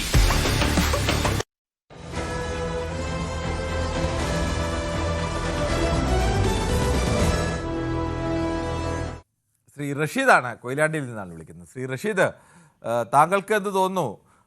ഉടൻ അവസാനിപ്പിക്കുമെന്ന് പറഞ്ഞ് തുടങ്ങിയൊരു യുദ്ധമാണ്. തുടങ്ങാൻ എല്ലാവർക്കും എളുപ്പമാണ്. ഇപ്പോൾ എങ്ങനെ യുദ്ധം അവസാനിപ്പിക്കുമെന്നറിയാതെ നിൽക്കുകയാണോ നെതന്യാഹുവും ട്രംപും? അതെ, ഡൊണാൾഡ് ട്രംപിന്റെ എല്ലാ ധീരവാദങ്ങളും പൊട്ടിപ്പൊളിഞ്ഞ് പാളിസായി നിൽക്കുന്ന ഒരു സാഹചര്യമാണ് ലോകം കണ്ടുകൊണ്ടിരിക്കുന്നത്. ഇപ്പോൾ ഇതിൽ നിന്ന് തലയൂരാൻ പല ഗിമ്മിക്കുകളും ഇപ്പോൾ കാട്ടിക്കൊണ്ടിരിക്കുകയാണ്. അവരുടെ സഖ്യ കക്ഷികൾ പോലും അവരെ തള്ളിപ്പറയാൻ തുടങ്ങിയിരിക്കുന്നു. ഇത് ഞാൻ നേരത്തെ പറഞ്ഞതാണ്. ഇറാനോടാണ് കളിക്കുന്നത്. ഞാൻ നേരത്തെ പറഞ്ഞിട്ടുണ്ടല്ലോ, ഇറാനോടാണ് കളിക്കുന്നത്. ഇറാനോട് കളിച്ചാൽ കളി മാറും. അത് കളി പോലെ ആയിട്ടില്ലെങ്കിൽ എന്ന് എന്തൊക്കെ ഭൂരവാദങ്ങളായിരുന്നു. ആ ഭീരവാദങ്ങളെല്ലാം പൊളിഞ്ഞു പോയില്ലേ. ഇപ്പൊ എന്തിനേറെ പറയുന്നു, പശ്ചിമേഷ്യയില് നമ്മുടെ ഗൾഫ് മേഖല മാറി ചിന്തിക്കാൻ തുടങ്ങിയിരിക്കുന്നു. ഈ വയ്യാവേലിയെ എങ്ങനെ പുറത്ത് കളയും എന്ന രീതിയിൽ അവർ ചിന്തിക്കാൻ തുടങ്ങി. തങ്ങളെ രക്ഷകരായി വരും എന്ന് കരുതിയ അമേരിക്ക ഇന്ന് അവർക്ക് രക്ഷകരായിട്ടല്ല, അവരെ രക്ഷിക്കാൻ ഒരാളില്ലാത്ത ഒരവസ്ഥ സംജാതമായിരിക്കുകയാണ്. ആ രീതിയിലേക്ക് ഗൾഫ് രാജ്യങ്ങൾ പോലും ചിന്തിക്കുന്നുണ്ടെങ്കിൽ ഈ യുദ്ധം അമേരിക്കക്ക് വരുത്തി വെച്ചിട്ടുള്ള ക്ഷീണം ചെറുതൊന്നുമല്ല. അതാണ് ഞാൻ പറയുന്നത്. നമ്മളെ സംബന്ധിച്ചിടത്തോളം അമേരിക്ക ജയിക്കുന്നോ അല്ലെങ്കിൽ ഇസ്രായേൽ ജയിക്കുന്നോ പിന്നെ ഇറാൻ ജയിക്കുന്നോ എന്ന വിഷയം, നമ്മുടെ ആളുകൾ പശ്ചിമേഷ്യയിൽ വളരെ സംഘർഷത്തിലും പ്രയാസത്തിലുമാണ്. ആ പ്രയാസങ്ങളെ എങ്ങനെയെങ്കിലും നീങ്ങിക്കിട്ടി ഈ യുദ്ധം ഒന്ന് അവസാനിപ്പിച്ചിരുന്നെങ്കിൽ എന്ന് നമ്മൾ പ്രാർത്ഥിക്കുകയാണ്, നമ്മൾ ആഗ്രഹിക്കുകയാണ്. ആ രീതിയിലാണ് നമ്മളൊക്കെ ചിന്ത. നമ്മൾ ഇതിന് പകയോ വെറുപ്പോ വിദ്വേഷമോ ഇല്ല. ഈ പറഞ്ഞ പ്രദീപ് പറഞ്ഞ പോലെ ഒന്നുമില്ല, കള്ളത്തരങ്ങൾ. നമ്മൾ നേർക്കാഴ്ചകളാണ് പറയുന്നത്. നമ്മളിപ്പോൾ കണ്ടുകൊണ്ടിരിക്കുന്നു, കേട്ടുകൊണ്ടിരിക്കുന്നു, അറിഞ്ഞുകൊണ്ടിരിക്കുന്നു. നേർക്കാഴ്ചകളാണ് നമ്മൾ പ്രേക്ഷകരുമായി സംവദിച്ചുകൊണ്ടിരിക്കുന്നത്. ഇപ്പോൾ ട്രംപിന്റെ അവസ്ഥ എന്താണ്? ട്രംപ് ഇപ്പൊ മാനം കെട്ട് നാണം കെട്ട് ഏത് രീതിയിലാണ് ഇപ്പോൾ ഉള്ളത്? എന്താണ് പറയുന്നതെന്ന് അദ്ദേഹത്തിന് പോലും അറിയുന്നില്ല. അദ്ദേഹം അദ്ദേഹം എന്താ പറയുന്നത്? അദ്ദേഹത്തിന്റെ മുഖം പോലും കാണുന്നത് നമുക്ക് ഏത് രീതിയിലാണ് എന്ന് ഞാൻ പറയുന്നില്ല. കാരണം ഒരു വലിയ രാജ്യത്തിന്റെ ഒരു രാഷ്ട്ര നേതാവാണ്. ആ നേതാവിനെ ആ രീതിയിലൊന്നും പറയാൻ കഴിയും. മുൻകാലങ്ങളിലൊന്നും അമേരിക്കൻ ഒരു പ്രസിഡന്റുമാര് നമുക്കറിയാലോ, പിന്നെ നെഹ്റുവിന്റെയും പിന്നെ അതേപോലെ ജവാഹർ അബ്ദുൽ നാസറിന്റെയും നിക്സന്റെയും ഒക്കെ ഒരു കാലഘട്ടത്തിൽ നമ്മൾ കടന്നുപോയിട്ട് നമ്മൾ അതൊക്കെ കണ്ടവരും കേട്ടവരല്ലേ. അങ്ങനെയുള്ള ഒരു രാജ്യത്തിന്റെ അധപ്പതനമാണ് നമ്മൾ കാണുന്നത്. എന്തൊക്കെയാണ് വിളിച്ചു പറയുന്നത്? വ്യക്തമാണ്. നമ്മുടെ സമയം അവസാനിക്കാൻ പോകുന്നുണ്ട്. ശ്രീ കൃഷ്ണൻകുട്ടിയാണ് മണിമലയിൽ നിന്നും. ശ്രീ കൃഷ്ണൻകുട്ടി, താങ്കളെ ചൊല്ലിയായിരുന്നു പലരുടെയും പോര്, താങ്കളുടെ അഭിപ്രായങ്ങളെയൊക്കെ ചൊല്ലിയായിരുന്നു. എന്തായാലും അതൊക്കെ പോട്ടെ. എന്തായാലും താങ്കളുടെ അഭിപ്രായങ്ങൾ ആളുകൾ ശ്രദ്ധിക്കപ്പെടുന്നുണ്ട് എന്നുള്ളത് നല്ല കാര്യം തന്നെ. താങ്കൾക്ക് എന്ത് തോന്നുന്നു, എന്തുകൊണ്ടാവും ഈ ട്രംപ് ഇപ്പോഴും ഇങ്ങനെ ഓഫറൊക്കെ വെച്ച് വീരവാദം മുഴക്കി നിൽക്കുന്നത്? നമസ്കാരം. ഇന്ന് ട്രംപിന്റെ പേര് പറഞ്ഞ കൂടുതൽ മണിമലയുടെ പേരാ പറഞ്ഞെന്ന് തോന്നുന്നു. ഞാൻ വീട്ടിലില്ലാഞ്ഞോണ്ട് ടിവിയുടെ മുമ്പിൽ ഇരുന്ന് കാണാൻ പറ്റില്ല. കാരണം ഞാൻ മൊബൈൽ ഡയൽ ചെയ്തുകൊണ്ടിരിക്കുമ്പോൾ എനിക്കിത് കാണാനും പറ്റില്ല. അങ്ങനെ ഒരു പ്രശ്നം ഉണ്ടായിരുന്നു. അപ്പൊ എന്തായാലും പറയാനുള്ളത്, അവരിങ്ങനെ പറയുന്നവർ അവർ പറയുന്ന കാര്യം, പിണറായി വിജയൻ അവിടെ അമേരിക്കയിൽ ചികിത്സയ്ക്ക് പോയി, തോമസ് ഐസക്കിന്റെ ഫാമിലി അവിടെ അമേരിക്കയിലുണ്ട് എന്നൊക്കെ പറയുന്നത് അതൊക്കെ വളരെ ചീപ്പായിട്ടുള്ള ആരോപണങ്ങളല്ലേ. അത് ഈ പണ്ടുള്ള ഈ മാടമ്പി ആൾക്കാരൊക്കെ പണ്ടിങ്ങനെ ചീട്ട് കളിക്കുമ്പോ ഇരുന്ന് പറയും, എന്റെ പറമ്പിൽ പശുവിനെ കെട്ടിയിട്ട് എന്റെ ഗുലാനെ വെട്ടുന്നോളാൻ ചോദിച്ച ഒരു അല്പത്തരമാണ് ഇവർ പറയുന്നത്. അങ്ങനെയൊന്നും പറയാൻ പാടില്ല. ഇങ്ങനൊന്നും അല്ല രാഷ്ട്രീയം പറയേണ്ടതും, സാമൂഹിക കാര്യങ്ങളും പൊതുകാര്യങ്ങളും പറയേണ്ടത് അങ്ങനൊന്നും അല്ല. അതാണ് അവരോട് പറയാനുള്ളത്. ട്രംപിനെ സംബന്ധിച്ച് ട്രംപ് വിചാരിച്ചത് എല്ലാം കൂടെ 3-4 ദിവസം കൊണ്ടെല്ലാം മടക്കി കെട്ടി ഇറാനെ പൂട്ടിക്കെട്ടി പോകാമെന്നാണ് വിചാരിച്ചത്. ട്രംപ് അങ്ങനെ പിടിച്ചൊരു പുലിവാലാണിത്. ട്രംപിനെ സംബന്ധിച്ച് എന്താണ്, അവരാണ് ലോകത്തിലെ പോലീസിന് കാണിക്കാൻ വേണ്ടി അവരാരുടെ മെക്കെട്ടും കയറും. എത്രയോ മെക്കെട്ടുകാരിൽ നടന്ന് 100 കണക്കിന് മെക്കെട്ടുകാരിൽ നടന്നു കഴിഞ്ഞിട്ടുണ്ട്. ചിലരൊക്കെ സമ്മതിച്ചു കൊടുത്തിട്ടുണ്ട്, ചിലർ സമ്മതിക്കുന്നുമില്ല. സമ്മതിക്കാത്തതാണ് ഈ പ്രശ്നം. ഇറാനെ സമ്മതിച്ച് കൊടുക്കേണ്ട ആവശ്യമില്ല. അവർ ആത്മാഭിമാനമുള്ള ഒരു രാഷ്ട്രമാണ് എന്ന് മാത്രമല്ല, അന്യായമാണ് കാണിക്കുന്നതെന്ന് ലോകത്തിന് മനസ്സിലാകുന്നതോട് കൂടിയിട്ട് മറ്റുള്ള രാഷ്ട്രങ്ങളും ഇപ്പൊ അമേരിക്കയോട് കൂടുന്നില്ല. അവരുടെ തന്നെ സഖ്യരാഷ്ട്രങ്ങളായ ബ്രിട്ടൻ വരെ അവരെ തള്ളി പറഞ്ഞതായിട്ടാണ് അറിയുന്നത്. എന്ന് മാത്രമല്ല, ചൈന വളരെ വ്യക്തമായിട്ട് പറഞ്ഞിട്ടുണ്ട്, ഞങ്ങൾക്ക് ചൈനയായിട്ടുള്ള കരാറുണ്ട്, ഞങ്ങളുടെ കപ്പൽ അതിലൂടെ ഓടിക്കും എന്ന് പറഞ്ഞ് ചൈനയുടെ ചെങ്കൊടി പാറിയ കപ്പൽ കടലിൽ കൂടെ ഓടിക്കൊണ്ടേയിരിക്കുന്നുണ്ട്. അമേരിക്കയുടെ യുദ്ധക്കപ്പൽ നോക്കിയിരിക്കുകയല്ലേ ചെയ്യുന്നേ. നാണം കെട്ടില്ല ട്രംപ്. നാണം കെട്ടുന്ന ട്രംപ് മാത്രമല്ല നാണം കെട്ടത്, ട്രംപിനെ പിന്താങ്ങുന്ന ആൾക്കാരുണ്ടല്ലോ, അവരും നാണം കെട്ടു. അതിനകത്ത് നമ്മുടെ രാജ്യത്തെ നേതാവുണ്ട്, നമ്മുടെ രാജ്യം ഭരിക്കുന്നവരും അവരെ പിന്താങ്ങുന്നവരും ഉണ്ട്, അവരും നാണം കെട്ടിരിക്കുക. അതുകൊണ്ടാണ് അവർക്ക് ഈ രോഷം. ഇന്ന് വിളിച്ച അവരെ താങ്ങുന്നവരല്ല ഇന്ന് രോഷത്തോടെയാണ് സംസാരിച്ചത്. അവർക്ക് ഈ രോഷം വരാനുള്ള കാര്യം ഇതാണ്, നാണം കെട്ടു. അതുകൊണ്ട് ട്രംപ് എത്രയും വേഗം പടം മടക്കി വീട്ടിലിരിക്കുന്നതാണ് നല്ലത്. അല്ലെങ്കിൽ അവർ ഇതിൽ നാണം കെടും. ഇറാനോട് ഇനി ഇത് ചെയ്യാനും പറ്റത്തില്ല. എന്തായാലും പശ്ചിമേഷ്യയിൽ യുദ്ധം തുടരുന്നതിൻ്റെ പ്രത്യാഘാതങ്ങൾ ഈ കേരളത്തിലടക്കം നേരിടേണ്ടി വരികയാണ്. നമ്മുടെ അടുക്കളയിലേക്കടക്കം അത് ബാധിച്ചുകൊണ്ടിരിക്കുകയാണ്.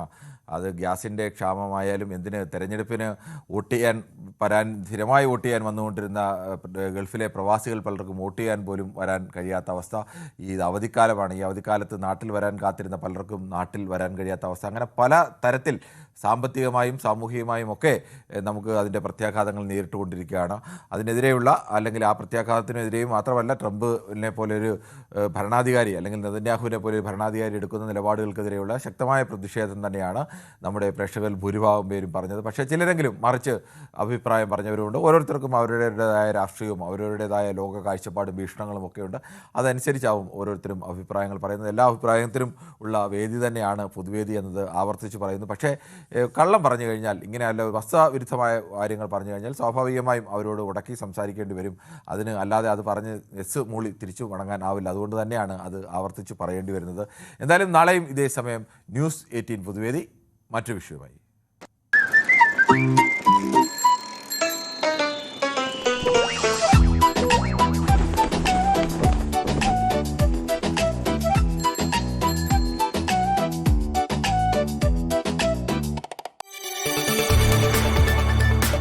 കൂടുതൽ വാർത്തകൾക്ക് news 18 Keralam YouTube channel subscribe ചെയ്യുക.